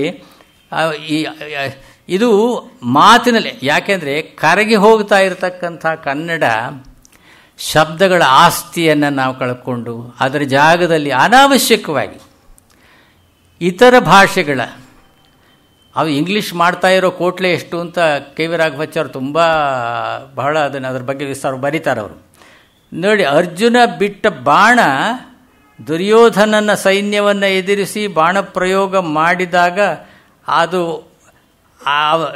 ಶತ್ರುವಿನ ಅಂಗಾಂಗವನ್ನು ಹೇಗೆ ಭೇದಿಸ್ತಂತೆ, ಅಡಿ, ತೊಡೆ, ಪೊರ್ಕುಳುಂ, ತೆಗಲೆ, ಕೈ, ಕಣಕಾಲ್, ಕೊರಲ್ ಎಂಬಿವುಂ, ಬೆರಲ್, ನಡು, ಉರ, ಬೆನ್, ಬಸಿರ್, ತೊಳಕು, ಕರ್ಚರೆ, ಮುಯಿವು, ಮುಸಂಬು, ಮೂಗು, ಪೆರ್ದೊಡೆ, ಕಟಿ. ಇದು ಸಂಸ್ಕೃತ ಶಬ್ದ, ಇದೊಂದೇ. ಮುಮ್ಮಡಂ, ಪರಡು, ಸಂಧಿ, ನೊಸಲ್, ಪಣೆ, ಕಣ್, ಕದಂಪು ಎಂಬ ಎಡೆಯನೆ, ಕದಂಪು ಇವು ಎಂಬ ಎಡೆಯನೆ, ನಟ್ಟುವು, ಉರ್ಚಿದುವು, ನೇರ್ದುವು, ಸೀಳ್ದುವು, ಪಾರ್ಥನಂಬುಗಳು. ಆ ಸ್ಟೇಜಸ್ಸು ಹೇಳ್ತಾನೆ. ನೆಟ್ಟು, ಉರ್ಚಿದವು, ಒಳಗೆ ಹೋದು, ನೇರ್ದುವು, ಸೀಳಿದವು, ಮತ್ತು ಸೀಳಿದವು, ಪಾರ್ಥನಂಬುಗಳು. ಈಗ ಏನಾಗಿದೆ, ಈ ಕೆಲವು ಈಗ ಗುರುತು ಆ ತೊಳಕು, ಕರ್ಚರೆ ಶರೀರದ ಯಾವ ಭಾಗವನ್ನು ಹೇಳ್ತದೆ? ಇಲ್ಲೇ ಕುತೂಹಲಕ್ಕೆ ನಿಮಗೆ ಒಂದು ಸಂಗತಿ ಹೇಳಬೇಕು. ಏನು ಅಂದರೆ, ನರಮಂಡಲ, ನರವ್ಯೂಹ, ನರವಿಜ್ಞಾನ, ನರವಿಜ್ಞಾನಿ, ಅದು ನಾವು ನರಶಬ್ದ ಸಂಸ್ಕೃತ, ಅದರ ಜೊತೆಗೆ ಇದು ವಿಜ್ಞಾನ, ಇವೆಲ್ಲ ಇದು ನರಮಂಡಲ, ನರವ್ಯೂಹ. ನರ ಅನ್ನೋದು ಸಂಸ್ಕೃತ ಶಬ್ದವಲ್ಲ. ಅದು ಅಲ್ಲಿ ಸ್ನಾಯುರಜ್ಜು ಅಂತಲೋ ಸಿರಾ ಅನ್ನೋ ಶಬ್ದ ಇದೆ, ಶಿರಾ ಅನ್ನೋ ಶಬ್ದ ಇದೆ. ಅದೇ ಸೆರೆ, ಗಂಟಲ ಸೆರೆ ಉಬ್ಬಿ ಬಂತು, ಗಂಟಲ ಸೆರೆ ಉಬ್ಬಿ ಬಂತು, ರಕ್ತನಾಳ, ಸ್ನಾಯುರಜ್ಜು ಇದು. ಆದರೆ ನರ ಹಾಗೆ ನೋಡಿ, ಇದು ಸಂಸ್ಕೃತ ಒಳಗಡೆ ಹೊರಟಾಯಿತು. ನರವುಂ ನೆರವುಂ ದೇವರ ಬರವುಂ ನೆಗಳ್ತ ಎಳ್ತರವುಂ, ಇದು ಅಂತ್ಯವರ್ಣ ಲೋಪಮನ ಆಳ್ಗು ನರ ಅಂತ ಶಬ್ದ ಆಗ್ತದೆ. ಇದು ಹೇಗೆ ಕೆಲಸ ಮಾಡ್ತದೆ? ಈಗ ಇದು ಈ ಶಬ್ದ ಸಂಸ್ಕೃತದ ಒಳಗಡೆ ಹೇಗೆ ನುಗ್ಗಿತು ನಮಗೆ ಗೊತ್ತಾಗೋಲ್ಲ. ಅದು ಸಂಸ್ಕೃತವೇ ಅಂತ ನಾವು ಅದನ್ನು ಪರಿಗಣಿಸ್ಬಿಡ್ತೀವಿ ನಾವು. ಇದು ಆಮೇಲೆ ಇದು ನೋಡಿ,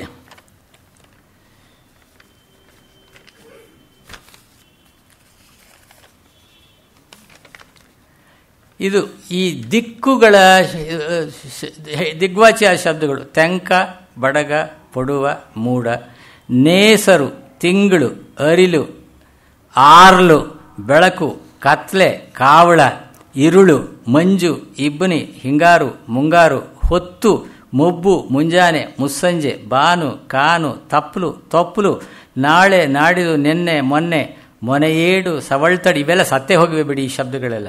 ಇವೆಲ್ಲ ಕಾಲವಾಚಿಕ ಶಬ್ದಗಳು. ಸವಳ್ತಡೆ, ಪೊಳ್ತಡೆ, ಸವಳದೆ, ಪರೆ, ಪೊತ್ತರೆ, ಹೊತ್ತಾರೆ, ಅದೇ ಪೊತ್ತು, ಪೊಳ್ತಾರೆ, ಹೊತ್ತಾರೆ, ಹೊತ್ತು. ಇನ್ನೂ ಕೆಲವು ಶಬ್ದಗಳಿಗೆ, ಇವೆಲ್ಲ ಕಾಲವಾಚಕ ಶಬ್ದಗಳು.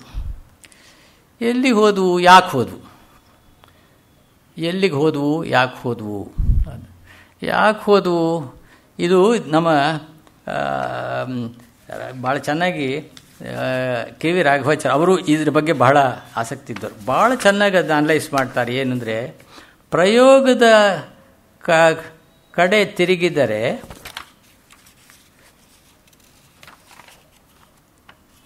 ಇದು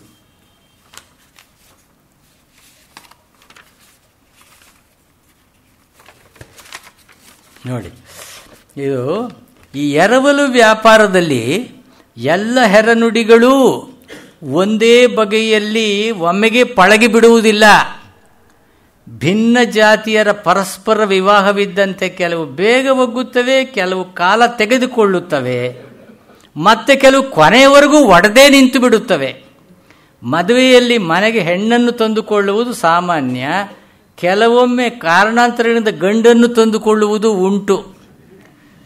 ಹೆಣ್ಣು ಬಂದರೆ ಒಬ್ಬಳೇ ಬಂದು ಸೇರಿದ ಮನೆಯವರು ಕೂಡ ಹೊಂದಿಕೊಂಡು ಮಿಕ್ಕವರನ್ನು ಬಾಳಿಸಿ ತಾನೂ ಬಾಳ್ತಾಳೆ. ಗಂಡು ಬಂದರೆ ಬಂದು ಸೇರಿದ ಮನೆಯಲ್ಲಿ ಮೆಲ್ಲಗೆ ತಾನೇ ಬೇರೆ ಬಿಟ್ಟು ಅಲ್ಲಿದ್ದವರನ್ನು ಸಡಿಲಿಸಿ ಓಡಿಸುವ ಪ್ರಯತ್ನ ಮಾಡಿ ತಾನೇ ಸರ್ವಾಧಿಕಾರಿಯಾಗಿ ಬಿಡುವುದು ಉಂಟು.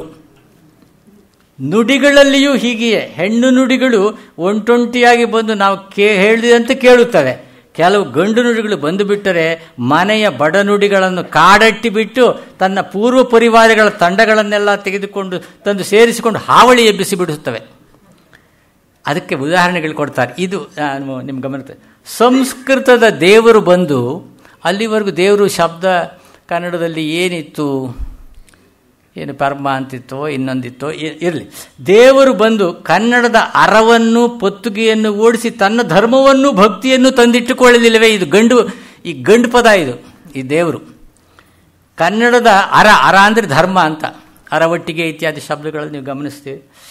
ಅರದಲ್ಲೂ ಒಂದೇ, ಬರದಲ್ಲೂ ಒಂದೇ ಇತ್ಯಾದಿ ಮಾತುಗಳು. ಆಮೇಲೆ ಪೊತ್ತುಗೆಯನ್ನು ಓಡಿಸಿ ತನ್ನ ಧರ್ಮವನ್ನು ಭಕ್ತಿ ಅಂತ. ಎರವಲು ವಿಷಯದಲ್ಲಿ ಎಚ್ಚರಿಕೆಯಿಂದ ಇರಬೇಕು. ಅನಾವಶ್ಯಕವಾದ ಎರವಲು ಆತ್ಮಹತ್ಯದ ಹಾಗೆ. ಪುರುಸತ್ತು ಬಂದು ಬಿಡುವಿಲ್ಲದಾಯಿತು. ಈ ಪುರುಸತ್ತು ಅನ್ನೋದು ಎಲ್ಲಿದೋ ಶಬ್ದ. ಪುರುಸತ್ತು ಬಂದು ಬಿಡುವಿಲ್ಲದ, ನಾವು ಬಿಡುವು ಬಾರೋ ಬಿಡುವು ಅಂತಲೇ ಒಂದು ಹಿಂದೆಲ್ಲ ಪದ್ಯಪಾಠಗಳಲ್ಲಿ ಇದನ್ನು ಗಮನಿಸಬಹುದಾಗಿ. ಬಯಲು ಮೈದಾನದಲ್ಲಿ ಮರೆಯಾಯಿತು. ನಲಿಯುವುದು ತಪ್ಪಿ ಖುಷಿ ಪಡುವುದೇ ಮಾದರಿಯಾಯಿತು. ಆಮೇಲೆ ಅದು ಈ ಮಜಾ ಮಾಡೋದು ಅನ್ನೋದು ಈ ಕಾಲದಲ್ಲಿ, ಈಗ ಮಜಾ ಮಾಡೋದು ಬೇಕು. ನಲಿಯೋದು, ಹರ್ಷಿಸೋದು, ಸಂಭ್ರಮಿಸೋದು, ಒಸೆ, ಒಲಿ, ನಲಿ, ಹರ್ಷಿಸು, ಸಂತೋಷ, ಸಂಭ್ರಮಿಸು, ಈ ಶಬ್ದಗಳಿಗೆಲ್ಲ ಏನು ಪ್ರಯೋಜನವಿಲ್ಲ. ಅದು ಮಜಾ ಮಾಡಬೇಕು ಅಂತ, ಸಖತ್ ಮಜಾ ಮಾಡಬೇಕು, ಅದು ಬೇರೆ. ಜೊತೆಗೆ ಇವೆಲ್ಲ ನಾವು ನಮ್ಮ ಬಾಲ್ಯದಲ್ಲಿ ಕೇಳ್ತಾ ಇರಲಿಲ್ಲ. ಬಯಲು ಇನ್ನೂ ಭಾಳ ಮುಂದಕ್ಕೆ ಹೋಗಿದ್ದೇವೆ. ಎಲ್ಲ ಆತ್ಮಹತ್ಯೆ ಅನ್ನೋ ಮಾತು ಬರೆದಿದ್ದಾರೆ ನೋಡಿ ಅವರು. ಎರವಲು ಬಂದು ನಮ್ಮ ಕನ್ನಡದ ಬಗ್ಗೆ ನಮಗೆ ಈ ಸ್ವಲ್ಪವಾದರೂ ಒಂದು ಪ್ರೀತಿ, ಒಂದು ಅಕ್ಕರೆ, ನಮ್ಮದನ್ನು ನಾವು ಉಳಿಸ್ಕೊಳ್ಳೋಣ ಅನ್ನು. ಪುರುಸತ್ತು ಬಂದು ಬಿಡುವೆ ಮೈಲು ಮೈದಾನ, ನಲಿಯುವುದು ತಪ್ಪಿ ಖುಷಿ ಪಡುವುದೇ ಕನ್ನಡದ ಹಣೆ ಬರಹ. ನಸೀಬು ಬಂತು. ನಸೀಬ್ ಚೆನ್ನಾಗಿಲ್ಲಪ್ಪ, ಹಣೆ ಬರಹ ಚೆನ್ನಾಗಿಲ್ಲ ಅನ್ನೋದು ಕನ್ನಡ. ಅದು ಆಯ್ತೆ. ಜಾಗ ತುಂಬಿಕೊಂಡು, ಜಗ ಅದು ಹಿಂದಿ ಶಬ್ದ, ಅದು ಎಡೆ ಕುಗ್ಗಿತು. ಎಡೆ ಕುಗ್ಗಿತು. ಏನು ಮಾರ್ಪಾಟೋ, ಬದಲಾಯಿಸಿ ಹೋಯಿತು. ಬದಲಾವಣೆ, ಮಾರ್ಪಾಡು. ಏನು ಮಾರ್ಪಾಟೋ, ಬದಲಾಯಿಸಿ. ಬೆಳೆವ ಬೆಳೆ ಫಸಲಾಯಿತು. ಫಸಲು ಅನ್ನೋದು ಬೆಳೆವ ಬೆಳೆ ಫಸಲಾಯಿತು. ರಸ್ತೆ ಬಂದು ಹಾದಿ ಕೆಡಬೇಕೆ? ರಸ್ತೆ ಬಂದು ಹಾದಿ, ನಮ್ಮ ಹಾದಿ ಇದೆಯಲ್ಲ ಅದು. ಅಪಭ್ರಂಶ ಬೇಗ ಶಿಷ್ಟವಾಯಿತು. ಅಚ್ಚ ಕನ್ನಡ ಬಿರ್ರನೆ ಗ್ರಾಮ್ಯವಾಗಿ ಹೋಯಿತು. ಇವೆಲ್ಲ ನಮ್ಮ ಪೂರ್ವಾರ್ಜಿತ. ಇನ್ನು ನವಾರ್ಜನೆಯ ಆಸ್ತಿ ಬೇರೆ. ಇಂಗ್ಲಿಷ್ ನುಡಿಗಳ ಹಾವಳಿ ಅಂತೂ ಹೇಳ್ತಿರೋದು. Clean, ready, row, time. ಸದ್ಯ ಅವರಿಗೆ ಬದುಕಿಲ್ಲ ರಾಘವಾಚಾರ್ಯರು. ಇದ್ದಿದ್ರೆ ಅವರು ಎಷ್ಟು ಏನೇ ಮಾಡೋದು ಹಾಗೆ. ಆದರೆ ಅವರು ಕೂಡ ಬಿ ಎಂ ಶ್ರೀಕಂಠಯ್ಯನವರ ಪರಮ ಶಿಷ್ಯರವರು. ಆದರೆ ಸ್ವಲ್ಪ ಅವರ ಮಾತಿನ ರೀತಿ ಬಿ ಎಂ ಶ್ರೀಕಂಠಯ್ಯನವರ ಸುಖಾವಹವಾಗಿ, ಸರಳವಾಗಿ, ನಿರರ್ಗಳವಾಗಿ ಇರ್ತಿರಲಿಲ್ಲ. ಅದು ಸ್ವಲ್ಪ ಕಠಿಣವಾಗಿ ಅಥವಾ ಅಪರಿಚಿತವಾಗಿ, ಅದು ವಿಲಕ್ಷಣ ಅಂತ ಬರೋದು. ಆದರೆ ಆ ಪ್ರೇಮ ಇದೆಯಲ್ಲ, ಗಾಢವಾದ ಆಸಕ್ತಿ ಇದೆಯಲ್ಲ, ಅದು ವಿಶೇಷವಾಗಿ ಅವರಲ್ಲಿ ಕಾಣ್ತಾ ಇತ್ತದು. ಆಮೇಲೆ ಒಟ್ಟಿನಲ್ಲಿ ಹೇಳುವುದಾದರೆ ಭಾಷಾ ಶುದ್ಧಿಗೆ ನಮ್ಮ ಮಾತುಗಳನ್ನು, ಎರವಲು ಮಾತುಗಳನ್ನು ಉಪಯೋಗಿಸುವುದರಲ್ಲಿ ಗೊತ್ತುಪಾಡು ಇರಬೇಕಾದ ಎಷ್ಟು ಅಪೇಕ್ಷಣೀಯವೋ ಅವಶ್ಯಕವೋ, ಅನ್ಯ ಭಾಷೆಗಳಿಂದ ಎರವಲು ತರುವುದರಲ್ಲಿ ಕಟ್ಟುಪಾಡು ಇರಬೇಕಾದ್ದು ಅಷ್ಟೇ ಅವಶ್ಯಕ ಮತ್ತು ಅಪೇಕ್ಷಣೀಯ, ಇದು ಹೇಳ್ತಾರೆ. ಆಮೇಲೆ ನೋಡಿ ಇನ್ನೊಂದು, ಈಗೇನೆಂದರೆ ನಮ್ಮ ಸ್ವಂತವಾದಂತಹ ಪೂರ್ವಾರ್ಜಿತವಾಗಿರತಕ್ಕಂಥ ನಾವು ತುಂಬ ಈ ವಿಚಾರದಲ್ಲಿ ತುಂಬ ನಚ್ಚು ಬೇಕಾಗಿಲ್ಲ. ಈಗ ರಾಘವಾಚಾರ್ಯಗೆ ಅಂಥ ನಚ್ಚಿತ್ತು, ಆದರೆ ಬಿ ಎಂ ಶಿಕಟ್ಟಯ್ಯನವ್ರಿಗೂ ಇತ್ತು, ಆದರೆ ಅದು ಬಹಳ ಸಹಜ ಅಂತನ್ನುವ ರೀತಿಯಲ್ಲಿ ಇರ್ತಿತ್ತು. ರಾಘವಾಚಾರ್ಯದು ಒಂಥರ ಆನಿಷ್ಠೆಯ ಇದೆ, ಬೇರೆ ಅದು ಆಯ್ತಾ. ಆದರೆ ಇದು ಈ ಹಿಂದೆ ಅದು ಈ ಆಸ್ತಿಯನ್ನು ಕರಗೋದಕ್ಕೆ ಬಿಡದೆ ನಮ್ಮ ವ್ಯವಹಾರದಲ್ಲಿ, ನಮ್ಮ ಮಾತಿನ ವ್ಯವಹಾರದಲ್ಲಿ. ಇದಕ್ಕೆ ಉದಾಹರಣೆ ನಿಮಗೆ ಹೇಳಬೇಕು ಅಂದರೆ, ಕೃಷ್ಣಶಾಸ್ತ್ರಿಗಳು ಅವರ ಬಂಧುಗಳು ಯಾರೋ ಅವರನ್ನು ಭೇಟಿ ಮಾಡಿದಾಗ, ಎಲ್ಲೋ ವಿದೇಶದಲ್ಲಿ ಇದ್ದು ಬಂದವರು ಅಂತ ಕಾಣ್ತಿದ್ದವರು ಇಂಗ್ಲೀಷಲ್ಲೇ ಪ್ರಾರಂಭ ಮಾಡಿದ್ರಂತೆ. ಕೃಷ್ಣಶಾಸ್ತ್ರಿಗಳು, ವೆಂಕಣ್ಣವರು ಇಂಗ್ಲೀಷಲ್ಲಿ ಸ್ವತಂತ್ರ ಬರೀಬಲ್ಲವರಾಗಿದ್ದರು, ಸಂವಾದ ಮಾಡಬಲ್ಲವರಾಗಿದ್ದು, ಅವರೆಲ್ಲ ಆ ಕಾಲದ ವಿದ್ಯಾವಂತರವರೆಲ್ಲನೂ. ಅಯ್ಯ ನೋಡು, ನನಗೂ ಇಂಗ್ಲೀಷ್ ಬರುತ್ತೆ, ನಿನಗೂ ಇಂಗ್ಲೀಷ್ ಬರುತ್ತೆ, ಆದರೆ ನಾನು ಮನೆಯಲ್ಲಿ ಮಾತಾಡೋದು ಕನ್ನಡ, ನೀನು ಮನೆಯಲ್ಲಿ ಮಾತಾಡೋದು ಕನ್ನಡ. ಕನ್ನಡ ಮಾತಾಡದೇ ಇರೋರ ಹತ್ರ ನಮ್ಮ ಇಂಗ್ಲೀಷಲ್ಲಿ ನಾವು ಮಾತಾಡೋಣ. ಈಗ ನಿನಗೆ ಕನ್ನಡ ಬರುತ್ತೆ, ನನಗೆ ಕನ್ನಡದಲ್ಲಿ ಮಾತಾಡು ಅಂದ್ರಂತೆ. ಇದು ಯಾಕೆ, ಇದು ಈ ಬಗೆಯ ಒಂದು ನಿಷ್ಠೆ ಇದೆಯಲ್ಲ, ಈ ಪ್ರೀತಿ ಇದೆಯಲ್ಲ, ನಮ್ಮ ಆಸ್ತಿಯನ್ನು ನಾವು ಕಳ್ಕೊಳ್ಳದೆ ಎಷ್ಟು ಹೊಟ್ಟೋಗಿದೆ. ಅದಕ್ಕೆ ನಾನು ಭಾಳ ದುಃಖವಾಗ್ತದೆ. ಈ ನಾವು ಕಳ್ಕೊಂಡಿರ್ತಕ್ಕಂಥ ಈ ಶಬ್ದ ಸಾಗರ ಇದೆಯಲ್ಲ, ಆ ಭಂಡಾರ ಇದೆಯಲ್ಲ, ಗಣಿ. ಈಗ ಚಿಂತಿಸು ಅಂತ ಅನ್ನೋದನ್ನ ಉನ್ನಿಸು, ಎಣಿಸು, ಎಣ್ ಧಾತುವಿನಿಂದ ಬರ್ತದೆ ಅದು. ಆಮೇಲೆ ಒಣರ್, ಇವೆಲ್ಲ ಇದೆ, ವಿಚಾರ ಮಾಡು ಅನ್ನೋ ಅರ್ಥದ ಮಾತುಗಳು ಧಾರಾಳವಾಗಿ ನಮ್ಮ. ಈಗ ಆ ವಿಚಾರದಲ್ಲಿ ತಮಿಳರು ಇನ್ನೊಂದು ಸ್ವಲ್ಪ ಇದನ್ನು ಉಳಿಸ್ಕೊಂಡಿದ್ದಾರೆ. ಸಂಸ್ಕೃತದ ಅದನ್ನು ಸ್ವಲ್ಪ ಅವರ ಭಾಷೆಯ ಮರ್ಜಿಗೆ ಅದನ್ನು ಬದಲಾಯಿಸ್ಕೊಂಡ್ರೂ ಕೂಡ ಅವರು ಆ ದೇಶಿ ಅನ್ನೋದನ್ನು ಉಳಿಸ್ಕೊಂಡಿರೋದು ಕಾಣಿಸ್ತದೆ. ಈಗ ನೋಡಿ, ಒಂದು ಮಳೆಗಾಲದ ವರ್ಣನೆಯನ್ನು ಜನ್ನ ತನ್ನ ಅನಂತನಾಥ ಪುರಾಣದಲ್ಲಿ ಕೊಡುವಾಗ, ಕಲ್ಲ ಪೊಗರೆಯೊಳಿಟ್ಟ ಕಾರ್ಮುಗಿಲ ಮೊಟ್ಟೆಗಳು ತಾಮೆನಿಸಿ ಪರ್ಬಿದೆವು ಹೆಜ್ಜೇನ ಪುಟ್ಟುಗಳು. ಆ ಪೆರ್ಜೇನ ಪುಟ್ಟುಗಳು, ಜೇನಿನ ಹುಟ್ಟುಗಳು ಇದೆಯಲ್ಲ, ಕಲ್ಲ ಪೊಗರೆಯೊಳಿಟ್ಟ ಕಾರ್ಮುಗಿಲ ಮೊಟ್ಟೆಗಳು, ಕಲ್ಲಿನ ಪೊಟ್ರೆ ಒಳಗೆ ಈ ಕಪ್ಪು ಮೋಡದ ಮೊಟ್ಟೆಗಳು ಹಾಕಿದೆ ಅನ್ನೋ ಹಾಗಿತ್ತಂತೆ. ತರದೆ ಪಾರಿದವು ಬೆಳ್ಳಕ್ಕಿ ನೂಲ್ ತೆಗೆದಂತೆ. ಇದೆಲ್ಲ 800 ವರ್ಷದ ಹಿಂದಿನ ಸಂಗತಿ ನಾನು ಹೇಳ್ತಾ ಇರೋದು.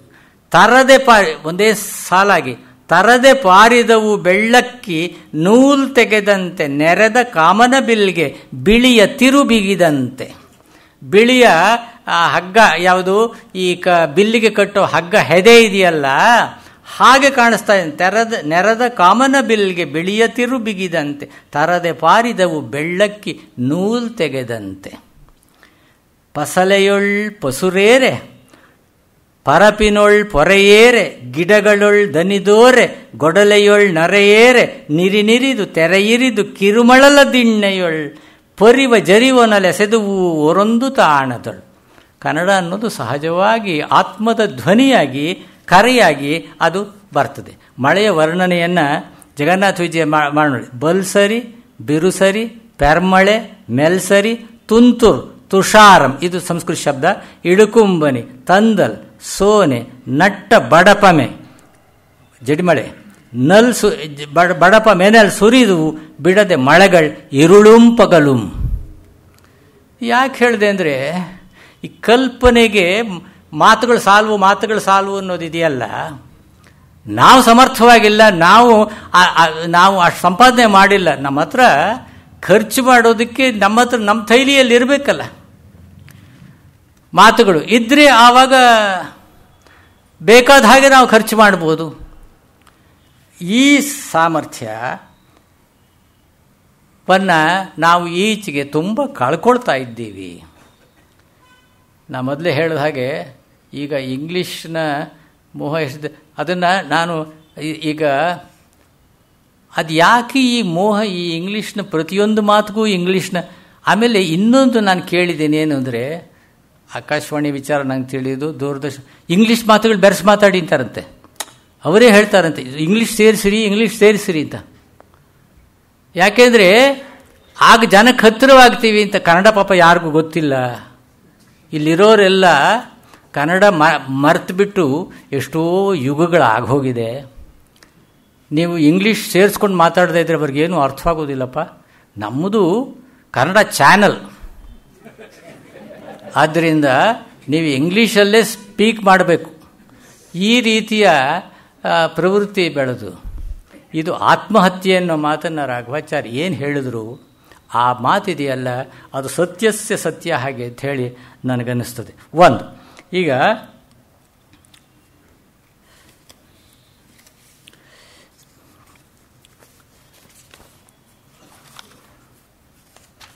ನೋಡಿ, ಇಲ್ಲಿ ಇದಕ್ಕೆಲ್ಲ ಇದು ಹಾಕಿದೆ ನೋಡಿ. ಈಗ ಮೊಬೈಲ್ ಪಿಕ್ ಮಾಡಿ ಮೊಬೈಲ್ ಎತ್ಕೊಳ್ಳಿ ಅಂತ ಹೇಳೋಕೆ ಏನು ಇವ್ರಿಗೆ ಧಾಡಿ. ಮೊಬೈಲ್ ಎತ್ಕೊಳ್ಳಿ, ಮೊಬೈಲನ್ನ ನೀವು ಈಗ BMC ಕಡೆ ಹೇಳ್ತಾರೆ ರೈಲು ಬಳಕೆಗೆ ರೈಲು ಅಂತಲೇ ಬಳಸಿ, ಧೂಮ್ರ ಶಕಟ ಅಂತ ಮಾಡೋಕ್ಕೆ ಹೋಗಬೇಡಿ. ಬೇಕಾದ್ರೆ ಹೊಗೆ ಬಂಡಿ ಅಂತ ಹೇಳಿ ಸ್ವಲ್ಪ ಹತ್ತಿರವಾಗುತ್ತೆ ಅದು, ಆಯ್ತೆ. ಆದರೆ ರೈಲು ಅಂತ ಹೇಳೋದೇ ವಾಸಿ ಅನ್ನೋದು. ಈಗ ಮೊಬೈಲ್ ಅದನ್ನೂ ಜಂಗಮವಾಣಿ ಅಂತಲೋ ಅಥವಾ ಬಯಲುವಾಣಿ ಅಂತಲೋ ಅದು ಚರವಾಣಿ ಅಂತಲೋ ಅದು ಹೇಳಿ ಕೃತಕ ಅಂತ ಕಾಣಬಾರ್ದು. ಈಗ ಮೊಬೈಲ್ ನಮಗೆ ರೂಢಿಯಾಗಿ ಹೋಗಿದೆ, ನಾವು ವ್ಯಂಜನಾದಿ ಶಬ್ದಗಳನ್ನ ಸ್ವರ ಅಂತ ಮಾಡ್ತೀವಿ. ಮೊಬೈಲ್ ಎತ್ಕೊಳ್ಳಿ ಇತ್ಯಾದಿ. ಆಮೇಲೆ ಇಲ್ಲಿ ಈ ಭವಿಷ್ಯವನ್ನು ಡ್ರೈವ್ ಮಾಡುವಂತೆ ರೂಪಿಸಲ್ವಾಗಿರುವ ಒಂದು ರೇಂಜ್, ಭವಿಷ್ಯವನ್ನು ಡ್ರೈವ್, ಯಾವುದು ಕಾರಿನ ಒಂದು ಜಾಹೀರಾತಿದು. ಭವಿಷ್ಯವನ್ನು ನಡೆಸುವ ಹಾಗೆ ರೂಪಿಸಿರುವ ಒಂದು ಶ್ರೇಣಿ ಅಂತ ಹೇಳೋದಕ್ಕೆ ಇವರ ಅಪ್ಪನ ಮನೆ ಗಂಟೆಯನ್ನು ಹೋಯಿತು. ಭವಿಷ್ಯವನ್ನು ನಡೆಸುವಂತೆ ರೂಪಿಸಿರುವ ಒಂದು ಶ್ರೇಣಿ. ಕನ್ನಡವನ್ನು ಯಾರೂ ಕೊಲ್ತಾ ಇಲ್ಲ, ನಾವೇ ಹೆಜ್ಜೆ ಹೆಜ್ಜೆಗೆ ಕೊಲ್ಲುವ ವಿಚಾರದಲ್ಲಿ ಧೀರರಾಗ್ತಾ ಇದ್ದೀವಿ, ನಿರ್ದಯಿಗಳಾಗ್ತಾ ಇದ್ದೀವಿ ಅನ್ನೋ ಮಾತು. ಆಮೇಲೆ ನೋಡಿ, ಇದು ಈ ಹಕ್ಕುಗಳು, ಲೇಖಕ ರದ್ದು, ಈ ರದ್ದು ಏನು ಬಂತು ಲೇಖಕರದು, ಈ ರದ್ದು ಯಾಕೆ ಮಾಡಬೇಕದನ್ನು? ಆಮೇಲೆ BJP ನಾಯಕರದ್ದು ಭಿನ್ನ ನಿಲುವು. ಯಾರಿವರಿಗೆ ಹೇಳ್ಕೊಟ್ಟವ್ರು ಕನ್ನಡ? ನಮ್ಮ ಮನೆ ಮಾತು ಹಾಡಿನಿಂದ ಮಾಡ್ತಿಂದ ನಮಗೆ ಅಭ್ಯಾಸವಾಗಿದೆ, ನಿಂದೇನು ಇದು ನಡೆಯುತ್ತೆ, ಯಾರು ಪ್ರಶ್ನೆ ಮಾಡೋದಿಲ್ಲಲ್ಲ. ಒಂದು ಕಾಲದಲ್ಲಿ ಪ್ರಶ್ನೆ ಮಾಡ್ತಿದ್ರು, ಈಗೇನು ಅಂದರೆ ಈ ವಿಷಯದಲ್ಲಿ ಆಸಕ್ತಿಯೇ ಇಲ್ಲ. ಭಾಷೆಯ ವಿಷಯದಲ್ಲಿ ಆಸಕ್ತಿ ಅನಾವಶ್ಯಕ. ಅದು ಸಂವಹನ ಇದೆಯಲ್ಲ, ಅದು ತಿಳಿಯುವಂಥದ್ದು, ಪರಸ್ಪರರಿಗೆ ತಿಳಿಯತಕ್ಕಂಥದ್ದು, ತಿಳಿಯುತ್ತೆ, ಹೇಗೋ ಅರ್ಥವಾಗುತ್ತೆ, ಅರ್ಥವಾದರೆ ಸಾಕು ಅನ್ನುವಂಥದ್ದು. ಆದರೆ ಹೇಗೆ ಅರ್ಥವಾಗ್ತಾ ಇದೆ ಅದನ್ನು ಪರಿಶೀಲನೆ ಮಾಡಿ ತಿಳಿಯುವಂಥ ಪ್ರಯತ್ನ ಇಲ್ಲ. ಆಮೇಲೆ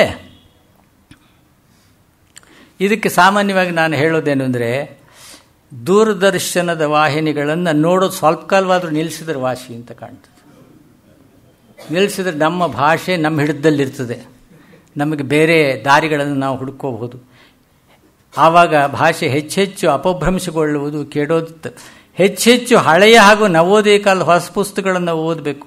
ಕನ್ನಡ ಮಾತಿನ ಬಳಕೆ ಗಟ್ಟಿಯಾಗ್ತದೆ. ಈಚಿನ ದಶಕಗಳ ಪುಸ್ತಕಗಳಲ್ಲಿ ಕತೆ, ಕವಿತಾ, ನಾಟಕ, ಪ್ರಬಂಧ, ಕಾದಂಬರಿಗಳಲ್ಲಿ ಬೆರಕೆ ಮಾತಿನ ಆ ಬಲೆಗೆ ಸಿಕ್ಕು ಪರಭಾಷಾ ದಾಸ್ಯಕ್ಕೆ ಒಳಗಾಗಿ ನಮ್ಮ ಭಾಷೆ ಇದು ಹೇಗೆ ಅಂದರೆ, ಈ ಹೀಗೆ ಬರೆದ್ರೇ ಅದು ಆಪ್ತವಾಗ್ತದೆ, ಅದು ನಮ್ಮ ಮನಸ್ಸನ್ನು ಮುಟ್ತದೆ.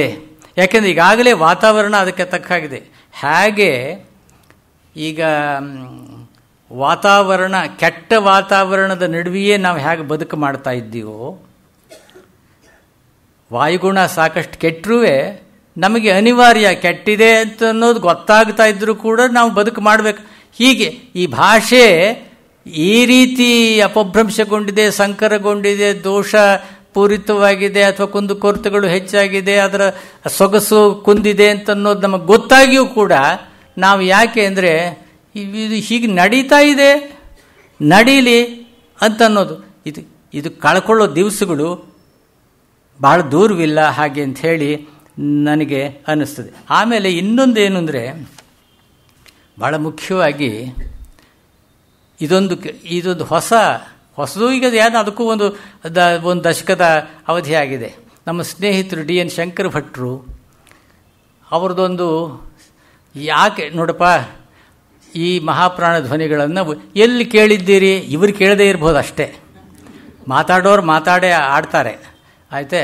ಅದು ಆದ್ದರಿಂದ ಲೋಕಕಾರುಣ್ಯ ದೃಷ್ಟಿಯಿಂದ, ಸಮಾಜ ಹಿತದ ದೃಷ್ಟಿಯಿಂದ ಭಾಷೆಯ ಸುಖವಾಗಿ ಸುಕರವಾಗಿ ಅದು ಇರಬೇಕಾದ್ರೆ ಮಹಾಪ್ರಾಣಗಳನ್ನ ಶಾಶ್ವತ ತೆಗೆದು ಸಕಾರಕ್ಕೆ, ಯಾಕೆ ಸಕಾರ ನಮ್ಮ ಧ್ವನಿ ಅಂತ ಅನ್ನೋ ಕಾರಣದಿಂದ ಮಾಡು, ಮಹಾಪ್ರಾಣಗಳನ್ನ ತೆಗೆದು ಅಲ್ಪಪ್ರಾಣ ಮಾಡಿ, ಋಕಾರ ಬೇಕಾಗಿಲ್ಲ, ಅದನ್ನು ರಕಾರ ಮಾಡಿ ಹಾಕಬಹುದು. ಇದು ಹೇಗೆ ಅಂದರೆ ಈ ನರಿ ಏನೋ ಮಾಡ್ತಲ್ಲ, ತನ್ನ ಬಾಲ ಎಲ್ಲ ಹೀಗಿದ್ರೇನೆ ಚಂದ ಅಂತ ಹೇಳಿಬಿಟ್ಟು ಎಲ್ಲ ಹೇಳಿ ಬಾಲ ಕತ್ತರಿಸ್ಕೊಳ್ಳೋದಕ್ಕೆ ಏರ್ಪಾಟ್ ಮಾಡ್ತಲ್ಲ ಹಾಗೆ.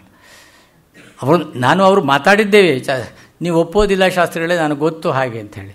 ಅಲ್ಲ ಈಗ ಇದು ಹೇಗೆ ನೋಡಿ, ಇದು ಇನ್ನೊಂದು ಭಾಷೆಯನ್ನು ಅದು ಈಗ ತದ್ಭವಗಳಿದೆಯಲ್ಲ, ಹಾಗೆ ಅಂದರೆ ತದ್ಭವಗಳು ಒಟ್ಟು ಜನಸಮುದಾಯದ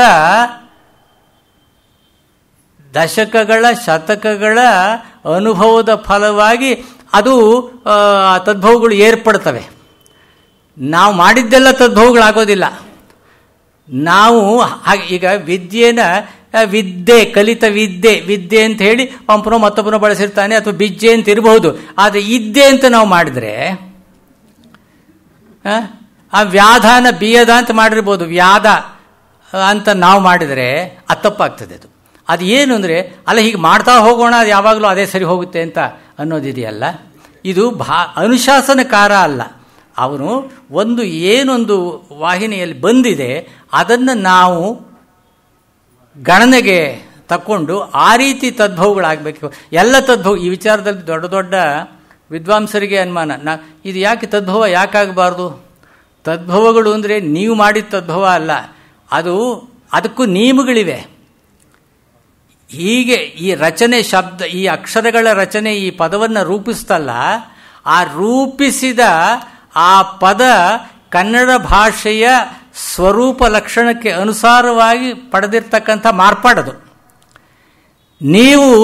ನಿಮಗೆ ಉಚ್ಚಾರಕ್ಕೆ ಸಾಧ್ಯವಿಲ್ಲದೆ, ಉಚ್ಚಾರಣೆ ನಿಮಗೆ ಶಕ್ಯವಿಲ್ಲದೆ ನೀವು ಮಾಡಿದರೆ ಅದು ಅಲ್ಲ. ಅದು ನಮಗೆ ಪ್ರಾಕೃತದ ಮೂಲಕವಾಗಿ ಬಂದಿರ್ಬೋದು.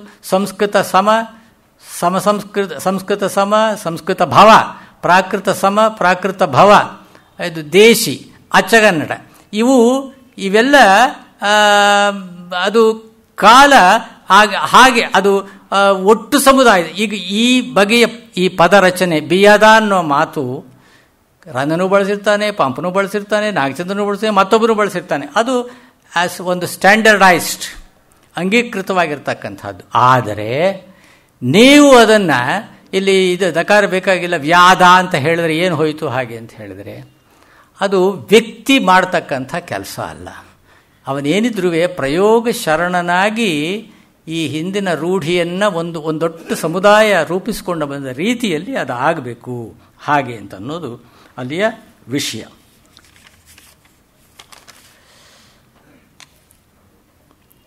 ಈಗ ನೋಡಿ, ಈಗ ಸ್ಟೇಷನ್ ಅನ್ನೋ ಶಬ್ದ ಸ್ಟೇಷನ್ನು ಅಂತ ನಾವು ಮಾಡ್ತೀವಿ, ಟೇಸನ್ನು ಅದು ಗ್ರಾಮ್ಯ, ಅದು ಆಯ್ತು. ಸಾಧ್ಯವಾದಷ್ಟು ಅದನ್ನು ಈಗ ಸ್ಟೇಷನ್ನು, ಯಾಕೆ ಸ್ಟೇಷನ್ ಅಂತ ವ್ಯಂಜನ, ಆಮೇಲೆ ಈ ಕಾಫಿ ಅದು ಸರಿ, ಅದು ಕಾಪಿ ಅಂತ ನಾವು ಮಾಡಿದ್ರೆ ಬೇರೆ ಅರ್ಥ ಕೊಡ್ಬೋದು. ಆದರೆ ಅದೇನಂದರೆ ನಮಗೆ ಉಚ್ಚಾರಣೆಯ ದೌರ್ಬಲ್ಯ. ಆಮೇಲೆ ಈಗ ಇದು ಹೇಗೆ ಅಂದರೆ, ಈಗ ಒಂದು ಸೌಂದರ್ಯ ದೃಷ್ಟಿ ಇರುತ್ತೆ, ಕಲಿಕೆ ಒಂದು ಶಿಕ್ಷಣ ಏನಿದೆ, ಆ ಶಿಕ್ಷಣದಿಂದ ನಾವು ಒಂದು ಗೊತ್ತಾದಂತಹ ಒಂದು ಶಬ್ದ ರಚನೆಯನ್ನು, ವಾಕ್ಯ ರಚನೆಯನ್ನು ನಾವು ಅದು ಖಚಿತಪಡಿಸ್ಕೊಳ್ತೇವೆ. ನಾವು ಆ ಖಚಿತಪಡಿಸ್ಕೊಂಡು ವ್ಯವಹಾರಕ್ಕೆ ತಂದರೆ ಆಗ ಅದು ಚೆನ್ನಾಗಿರ್ತದೆ. ಆ ವಿಚಾರದಲ್ಲಿ ನೋಡಿ, ಮಾತು ಮಧುರವಾಗಿದ್ದರೆ ಲೋಕ ಪ್ರೀತಿಸುತ್ತದೆ, ಮಾತು ಕಠಿಣವಾಗಿದ್ದರೆ ಲೋಕ ಬೇಡ ಎಂದು ದೂರ ಇಡುತ್ತದೆ. ಈಗ ನುಡಿದರೆ ಮುತ್ತಿನ ಹಾರದಂತಿರಬೇಕು, ನುಡಿದರೆ ಮಾಣಿಕ್ಯದ ದೀಪ್ತಿ ಅಂತಿರಬೇಕು, ನುಡಿದರೆ ಸ್ಫಟಿಕದ ಶಲಾಕೆ ಅಂತಿರಬೇಕು, ನುಡಿದರೆ ಲಿಂಗ ಮೆಚ್ಚಿ ಹೌದು. ಮುತ್ತಿನ ಹಾರ ಒಂದು ಸ್ವಚ್ಛತೆ, ಅದು ಧವಳ ಕಾಂತಿ, ಅದು ಮಾಣಿಕ್ಯದ ರೀತಿ, ಅದೊಂದು ಪ್ರಭೆ, ಒಂದು ಕಾಳಿ, ಸ್ಫಟಿಕದ ಶಲಾಕೆ ಪಾರದರ್ಶಕತೆ. ಇದು ಈ ಗುಣಗಳಿವೆಯಲ್ಲ, ಈ ಗುಣಗಳನ್ನು ನಾವು ತರಬೇಕಾದ್ರೆ, ಈ ಗುಣಗಳು ಅಲ್ಲಿ ಸಂಕ್ರಮಿಸಬೇಕಾದರೆ ನಮ್ಮ ಮಾತು ಸ್ವಚ್ಛವಾಗಿರಬೇಕು, ಕಾಂತಿ ಸಂಪನ್ನವಾಗಿರಬೇಕು, ನಿರ್ದುಷ್ಟವಾಗಿರಬೇಕು, ನಿರರ್ಗಳವಾಗಿರಬೇಕು. ಈ ಆಲೋಚನೆ ಒಂದು ಹಳೆಯ ಒಂದು ಶಬ್ದ ಸಂಪತ್ತನ್ನು ಕಾಪಾಡಿಕೊಳ್ಬೇಕು. ಮತ್ತೆ ಅನಾವಶ್ಯಕವಾಗಿ ಎರವಲು ಶಬ್ದವನ್ನು ತಂದು ನಮ್ಮನ್ನು ಕಾಡಟ್ಟಿ ಬಿಟ್ಟು ಅಂತ ಹೇಳ್ತಾರಲ್ಲ ರಾಘವಾಚಾರ್ಯ, ಕಾಡಟ್ಟಿ ಕಾಡ್ಗಜ ಕಳಿಸ್ಕೊಡುವಂಥದ್ದು. ಈಗ ನೋಡಿ, ತಿಂಗಳ ಬೆಳಕು, ಇವರು ಹೇಳೋರು ನನಗೆ, ಹಮನಾಯಕರು, ಸ್ವಾಮಿ ನನಗೆ 60 ವರ್ಷ ಆಯಿತು, 60ರ ಆರ್ಲು ಅಂತ ಒಂದು ಪುಸ್ತಕ ತರೋಣ ಅಂತಿದ್ದೀನಿ, 60 ಪುಸ್ತಕ ಇದು ಹಾಗೆ ಅಂತ ಹೇಳಿ. ಆರ್ಲು ಅನ್ನೋ ರೂಪ ಇದೆಯೇ? ನಮ್ಮ ಕಡೆ ಇದೆ, ಅವರು ನನಗೆ ಹೇಳಿದ್ದು, ನಮ್ಮ ಕಡೆ ಇದೆ. ಯಾಕೆಂದರೆ ಅರಿಲು ಶಬ್ದ ಇದೆ ನೋಡಿ, ಅರಿಲ್ ನಕ್ಷತ್ರ, ಅದು ನಕ್ಷತ್ರ ಬಂದು ಅರಿಲ್ನ ಕೊಚ್ಕೊಂಡೋಯ್ತು ಅಂತ. ಅರಿಲ್ ರೂಢಿ ಒಳಗೆ ಆರ್ಲು, ಅಲ್ಲಿ ಹಳ್ಳಿಯ ಕಡೆಗಳು ಆರ್ಲು ಅಂತ ಅಂತಾರೆ. ಆಮೇಲೆ ಕಿಟ್ಟಲ್ಲಿ ಕೊಡ್ತಾನೆ, ಅದು ನನಗೆ ಜ್ಞಾಪಕ ಇರೋ ಹಾಗೆ. ಆಮೇಲೆ ನೋಡಿ ಹೇಳಿದೆ, ಅವರು ಇದು ಒಂದು ಸಾರಿ ಹೇಳಿದ್ರು, ಏನು ಸ್ವಾಮಿ GT ನಾರಾಯಣರಾಯರು ನನಗೆ ಫೋನ್ ಮಾಡಿ ನಡೆಯುತ್ತಾ ಅಂತ ಬರಿತೀರಿ, ನಡೆಯುತ್ತಾ ದೀರ್ಘ ಬರಿಬೇಕು ಅಂತ ಎಲ್ಲಿದೆ, ಇರೋದು ಉತ್ತೆ ಶಬ್ದ ರೂಪಗಳು, ನಡೆಯುತ್ತಾ ಅಂತ ನೀವು ಬರಿತೀರಲ್ಲ, ಇದು ಎಷ್ಟು ಮಟ್ಟಿಗೆ ಸರಿ ಅಂತ ಕೇಳಿಬಿಟ್ರಂತೆ. ಏನು ಸ್ವಾಮಿ ಮಾಡೋದು ಅಂತ ನಾನು ಕೇಳಿದ್ರು. ಆಮೇಲೆ ಹೇಳಿದೆ, ಅದು ರೂಢಿಲಿದೆ, ಆದರೆ ಅದಕ್ಕೆ ವ್ಯಾಕರಣ ಸಮ್ಮತಿ ಬೇಕು ಹಾಗೆ ಅಂತ. ಈ ವಿಚಾರದಲ್ಲಿ ಎಷ್ಟು ಸುಂದರವಾದಂಥ ಒಂದು ಇದನ್ನು ನಮ್ಮ ಅದರ ಬಗ್ಗೆ ಇವರು ಯಾರು ನಮ್ಮ ತೀನಂ ಶ್ರೀಕಂಠಯ್ಯನವರು ಅದರ ಸ್ವರೂಪವನ್ನು ವಿವರಿಸ್ತಾರೆ. ಆಯ್ತೆ, ನಿಮಗೆ ಹೇಳಬೇಕದ್ನ.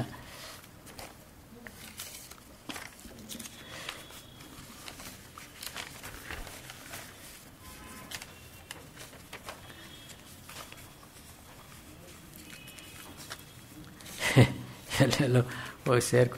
ಈಕ್ಷಿಸಿ ಶಿಕ್ಷಾಸೂತ್ರದ ಲಕ್ಷಣಮನ್ ಲೋಕರೂಢಿ ಕಿಡದವಲ್ ಅರಿವರ್ ಲಕ್ಷಿಪುದು ನುಡಿಗಳೊಳ್ ಬಹುಲಾಕ್ಷೇಪಣಮಿಲ್ಲದಿರೆಯುಂ ಅರಿವುದು ಕೆಲವನ್. 3 ತದ್ಭವಗಳು ಮಾಡಿಕೊಳ್ಳುವಾಗ ಒಂದು ವ್ಯಾಕರಣ ವಿಧಿ. ನಾ ಹೇಳಿದ್ನಲ್ಲ, ಬರೀ ಮಹಾಪ್ರಾಣ ತೆಗೆದುಬಿಟ್ರೆ ಆಗೋಗಿಲ್ಲ, ಅದು ವ್ಯಾದ ಅಂತ ಬರೆದ್ರೆ ಆಗೋದಿಲ್ಲ, ಅದು ವ್ಯಾಕರಣದ ವಿಧಿ. ಆಮೇಲೆ ಇನ್ನೊಂದು ಶಿಕ್ಷಾಸೂತ್ರದ ಲಕ್ಷಣ, ಅದು ಲೋಕರೂಢಿ. ಕೆಲವು ಶಬ್ದಗಳು ಲೋಕರೂಢಿಯಲ್ಲಿ ಬಹಳ ಬಲಿಷ್ಠವಾಗಿ ಕೂತ್ಕೊಂಡ್ಬಿಡುತ್ತವೆ, ಅವುಗಳನ್ನ ಅಲ್ಲಾಡಿಸೋದಕ್ಕಾಗೋದಿಲ್ಲ, ನಡೆಯುತ್ತೆ. ಈಗ ಪೂತಿ ನರಸಿಂಹಾಚಾರ್ಯರು ಶ್ರೀಕಂಠಯ್ಯನವ್ರನ್ನ ಕೇಳಿದ್ರಂತೆ, ತೀನಂ ಶ್ರೀಕಂಠಯ್ಯನವ್ರನ್ನ, ನಡೆಸು ಅಂತ ಬರಿಬೇಕೋ ನಡೆಸು ಅಂತ ಬರಿಬೇಕೋ ಅಂತ. ಅದು ವ್ಯಾಕರಣ ಏನೋ ಹೇಳುತ್ತೆ. ಈಗ ವರಸು ಬರಸು ಅಂತೇಳಿ, ವರೆ ಬರೆ ಅನ್ನೋದು ಬರಸು ವರಸು, ಈ ಅರಸು, ಈ ಅರಸು ಸ್ವಲ್ಪ ರೂಪ ಬೇರೆ.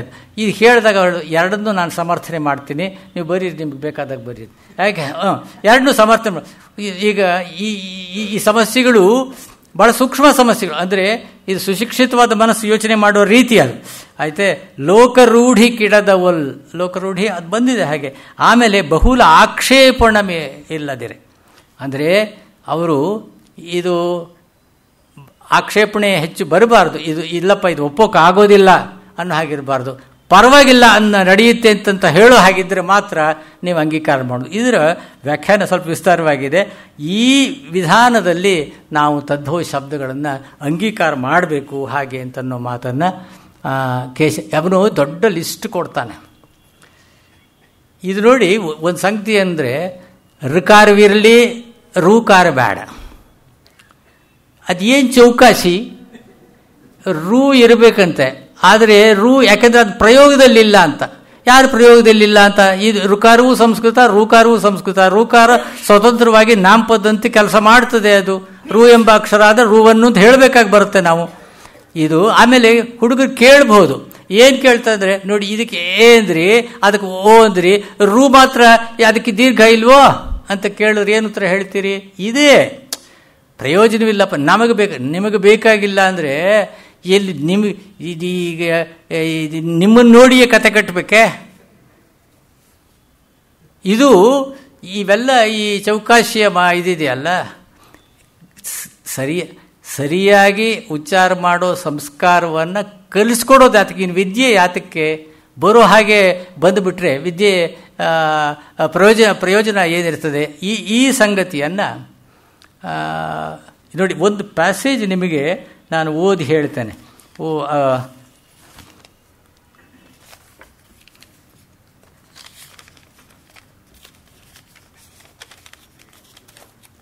ಇದು ನೋಡಿ, ಈಗ ಅನಾನುಕೂಲ ಅಂತೀವಿ, ಅದು ಅನನುಕೂಲ ಅಂತ ಇರಬೇಕು. ಅದು ರೂಢಿ ಬಂದೋಗಿದೆ ಅನಾನುಕೂಲ ಅಂತೇಳಿ. ಸದಾವಕಾಶ, ಇದು ಒಳ್ಳೆಯ ಸದಾವಕಾಶ ಅಂತ.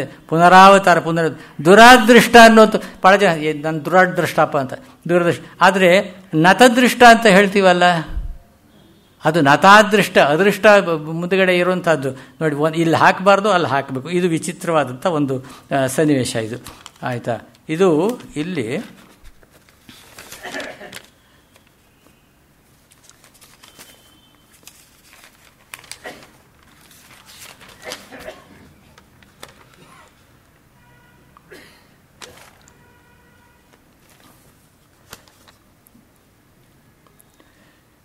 ಇದು ನೋಡಿ, ಇದು ಹೇಗೆ ಅಂದರೆ,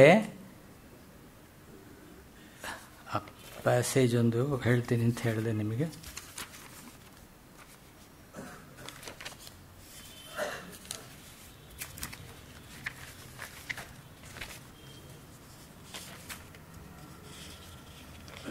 ಈಗ ಹೊಸ ಇದು ಈಗ ನೋಡಿ, ಇಲ್ಲಿ ನೋಡಿ, ಈಚೆಗೆ ಶಂಕರ ಭಟ್ರ ಒಬ್ಬ ಶಿಷ್ಯರು, ಅವರು ನನ್ನನ್ನು ಆಗಾಗ ಭೇಟಿ ಮಾಡ್ತಾರೆ. ಅವರು ಈಗ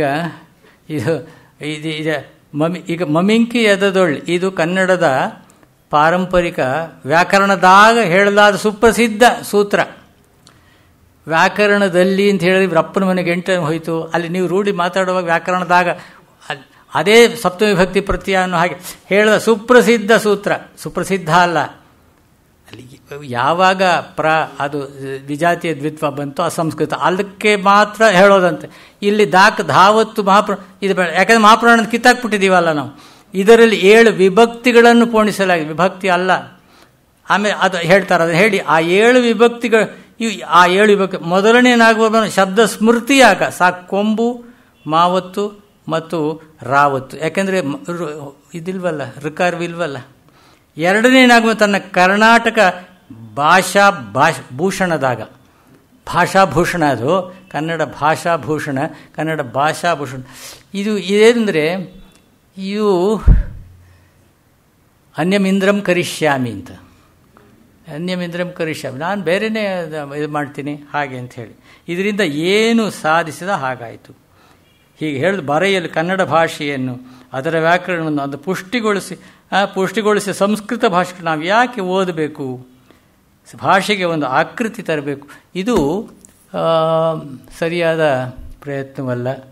ಅದು ಇವತ್ತಿಗೆ ಇಷ್ಟು ಸಾಕು ಅಂತ ಕಾಣಿಸ್ತದೆ. ಇದರಲ್ಲಿ ನನ್ನ ಇದೇನೆಂದರೆ, ಕನ್ನಡ ಶಬ್ದ ಭಂಡಾರ ದೊಡ್ಡದು. ನೀವು ಬಂಧುವಾಚಕ ಇರ್ಬೋದು, ವಸ್ತುವಾಚಕ ಇರ್ಬೋದು, ಬಾಂಧವ್ಯವಾಚಕ ಇರ್ಬೋದು, ಆಮೇಲೆ ಸರ್ವನಾಮ.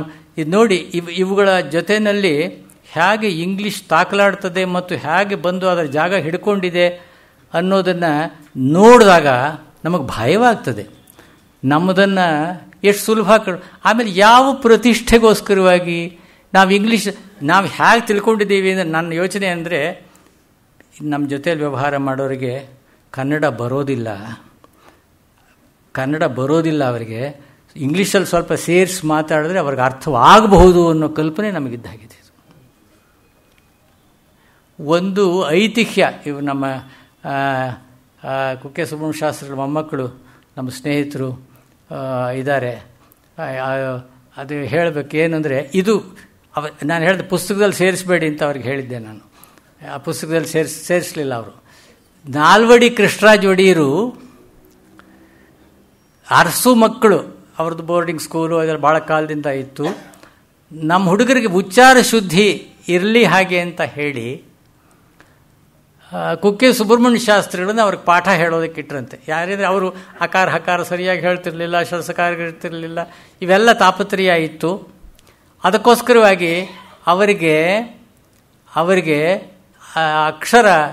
ಅಕ್ಷರೋಚ್ಚಾರ ಸರಿಯಾಗಲಿ, ಶಬ್ದೋಚ್ಚಾರ ಸರಿಯಾಗಲಿ ಹಾಗೆ ಅಂತೇಳಿ.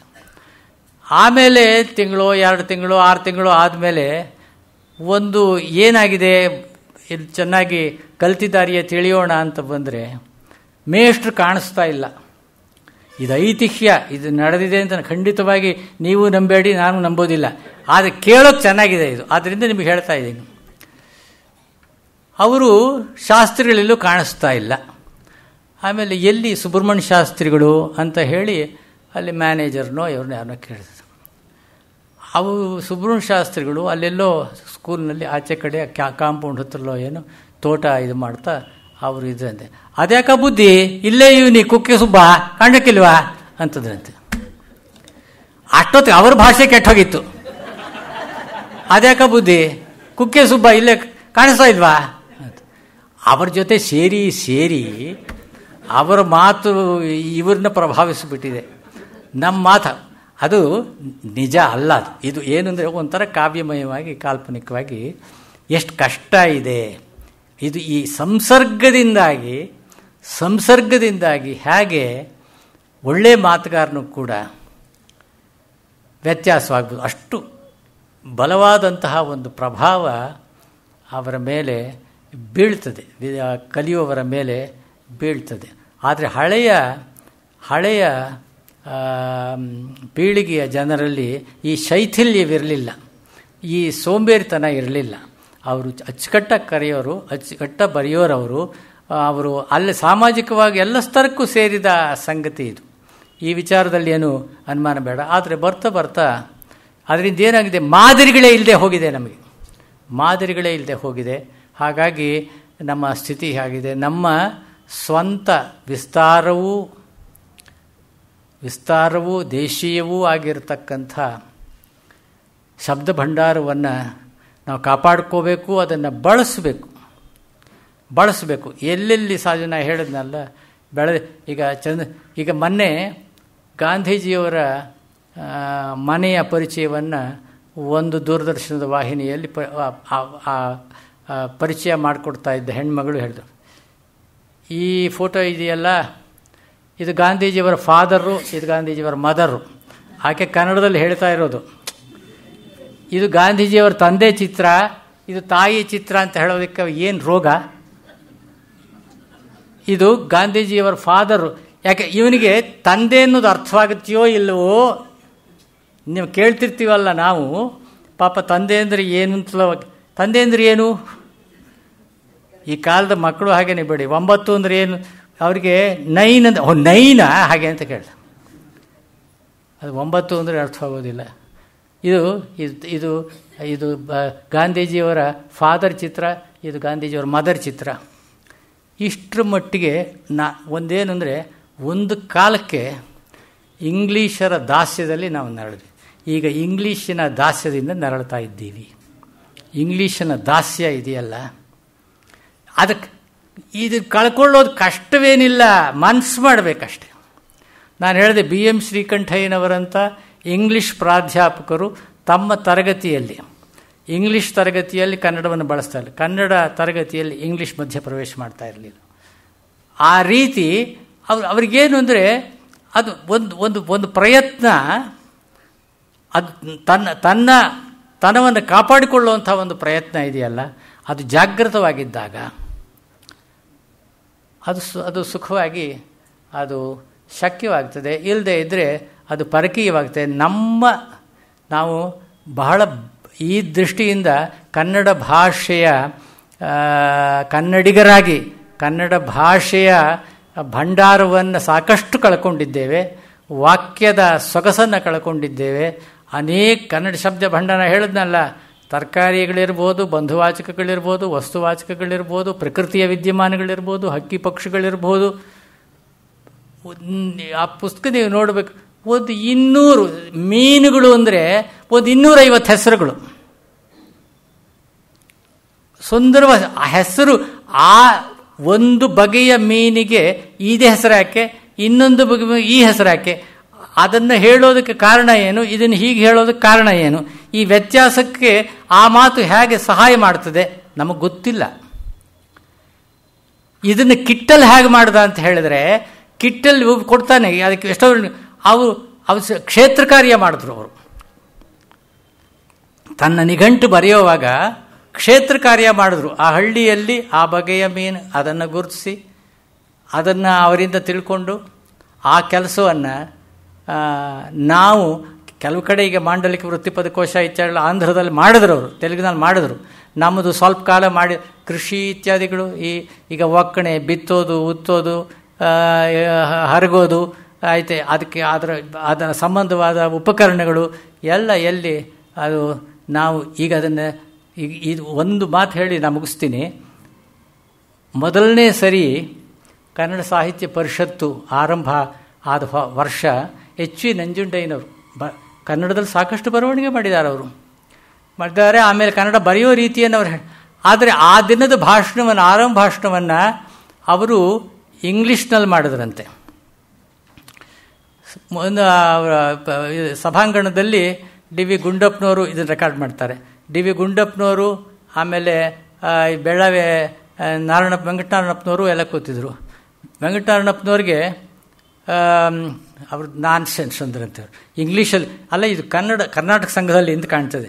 ಅವರು ನಾನ್ ಸೆನ್ಸ್ ಅಂದ್ರಂತೆ. ಅವರು ನೋಡಿದ್ರು, ಇದಕ್ಕೆ ಉತ್ತರ ಆಮೇಲೆ ಹೇಳೋಣ. ಆಮೇಲೆ ನಾನ್ ಸೆನ್ಸ್ ಅನ್ನೋದು ಕನ್ನಡದಲ್ಲಿ ಏನು ಅಂದ್ರಂತೆ. ಈಚೆಗೆ ಬಂದು ವೆಂಕಟನಾರಾಯಣಪ್ಪನವ್ರನ್ನ ಅವರು ನಾನ್ ಸೆನ್ಸೇ ಅಂತ ಉತ್ತರ ಹೇಳಿದ್ರಂತೆ. ಗುಂಡಪ್ಪ ಅಸಂಬದ್ಧ ಅಂತ ಹೇಳ್ಬೋದಾಗಿತ್ತು, ಇರಲಿ, ಆ ಕ್ಷಣಕ್ಕೆ ಹೊಳೆದಿಲ್ಲ ಅವ್ರಿಗೆ. ಇಂಥ ಸಂದರ್ಭಗಳು ಎಷ್ಟೋ ಇದೆ. ಆಮೇಲೆ ನಾನ್ ಸೆನ್ಸೇ ಅಂದ್ರಂತೆ ಅವರು. ಅದು ಅವ್ರು ಹೇಳಿದ್ರು, ನೋಡಿ ಈಗ ನಾವು ಆರಂಭ ಮಾಡ್ತಾ ಇದ್ದೀವಿ ಪರಿಷತ್ತನ್ನು. ನಾಳೆ ದಿವಸ ಈಗ ಕನ್ನಡ ಬರದೇ ಇರತಕ್ಕಂಥವ್ರು ಅಧಿಕಾರ ವರ್ಗದಲ್ಲಿದ್ದಾರೆ, ಬೇರೆ ಕಡೆಗಳಿದ್ದಾರೆ. ಅವರೆಲ್ಲರ ಗಮನವೂ ಇಲ್ಲಿ ಇದೇನೋ ನಡೀತಾ ಇದೆ ಅಂತ ಗೊತ್ತಾಗಬೇಕು. ಅದನ್ನು ಆ ಮೂಲಕವಾಗಿ ತಿಳಿಸೋದಕ್ಕೆ ನಾನು ಇಂಗ್ಲೀಷ್ ಭಾಷೆಯಲ್ಲಿ ಮಾತನಾಡಿದೆ ಅಂತ ಅನ್ನೋದನ್ನು ಹೇಳಿ. ಮೊದಲನೇ ಸಾರಿ BM ಶ್ರೀಕಂಠಯ್ಯನವರು ಅವ್ರಿಗೆ ಕನ್ನಡದ ಮೊದಲೆಲ್ಲ ಅವರಿಗೆ ಇಂಗ್ಲೀಷಲ್ಲೇ ಮಾತಾಡೋರು. ಅವರು ಕನ್ನಡದ ಬಗ್ಗೆನೂ ಇಂಗ್ಲೀಷಲ್ಲೇ ಮಾತಾಡಿದ್ರು. ಇಂಗ್ಲೀಷಲ್ಲಿ ದಿ ಸ್ಟ್ಯಾಂಡರ್ಡ್ ಕನ್ನಡ. ಅಲ್ಲಿಯ ಮೈಸೂರಿನ ಒಂದು ಸ್ಥಳದಲ್ಲಿ ಅವರು ಕನ್ನಡದ ಬಗ್ಗೆ ಇಂಗ್ಲೀಷಲ್ಲಿ ಮಾತಾಡಿದ್ರು. ಕರ್ನಾಟಕ ಸಂಘದಲ್ಲೂ ಇಂಗ್ಲೀಷಲ್ಲಿ ಮಾತಾಡಿದಾಗ ಕೆಲವರು ಆಕ್ಷೇಪಣೆ ಮಾಡಿದ್ರು. ಆಕ್ಷೇಪಣೆ ಮಾಡಿದಾಗ ಅವ್ರ ಮುಖ ಎಲ್ಲ ಕೆಂಪಾಗಿ ಹೋಯ್ತಂತೆ. ನಾನು ಈ ಸಭೆಗೆ ಬಂದು ತಪ್ಪಾಯ್ತೇನೋ ಹಾಗೆ ಆಯಿತು. ಆದರೆ ಈಗ ಅವರು ನೀವು ಇದು ಕನ್ನಡ ಸಂಘ ಸರ್, ತಾವು ಕನ್ನಡದಲ್ಲಿ ಮಾತಾಡಬೇಕು, ನಾವು ನಿರೀಕ್ಷೆ ಮಾಡ್ತೀವಿ ಅಂತೆಲ್ಲ ಹೇಳಿದಾಗ ಇದು ಈ ಒಳ್ಳೆ ಮುಜುಗರಕ್ಕೆ ಸಿಕ್ಸಿರಲ್ಲ ನನ್ನ ಅಂತ ಹೇಳಿ ಅವರು ಹಿಂಸೆಪಟ್ಟರು ಅವರು. ಆದರೆ ಭಾಳ ಬೇಗ ಆ ಚಳಿ ಬಿಡ್ತು. ಕನ್ನಡ ಅವರು ಪುಣ್ಯಪುರುಷರವರು. ಅವ್ರ ಬರವಣಿಗೆಯನ್ನು ನೀವು ಓದಬೇಕು. ಆ ಬಗೆಯ ಬರವಣಿಗೆ ಆ ಹಿಂದೆ ಕಂಡದ್ದಿಲ್ಲ. ಆಮೇಲೂ ಕೂಡ ನಮ್ಮ ಕನ್ನಡದ ಬರವಣಿಗೆಯಲ್ಲಿ ಆ ಕನ್ನಡತನ ತನ್ನ ವಿಶ್ವರೂಪದಲ್ಲಿ ಹಾಗೆ ಕಾಣಿಸ್ಕೊಂಡಿದ್ದಿಲ್ಲ. ಅದು ಅವರು ಅಷ್ಟು ಸುಂದರವಾದ, ಸರಳವಾದ, ಸಹಜವಾದ, ನೇರವಾಗಿ ಹೃದಯವನ್ನು ಮುಟ್ಟುವ, ಮನಸ್ಸನ್ನು ತಟ್ಟುವಂತಹ, ಕಲಿಸುವಂತಹ, ನಲಿಸುವಂತಹ ಕನ್ನಡವನ್ನು ಅವರು ಬರೆದರಲ್ಲ, ಆಡಿದರಲ್ಲ. ಅದು ಭಾಳ ದೊಡ್ಡ ಕನ್ನಡದ ಪುಣ್ಯ ಹಾಗೆ ಅಂತ ನಾನು ತಿಳಿತೇನೆ. ನಾಳೆ ಇನ್ನಷ್ಟು ವಿಚಾರಗಳನ್ನು ಹೇಳೋಣ.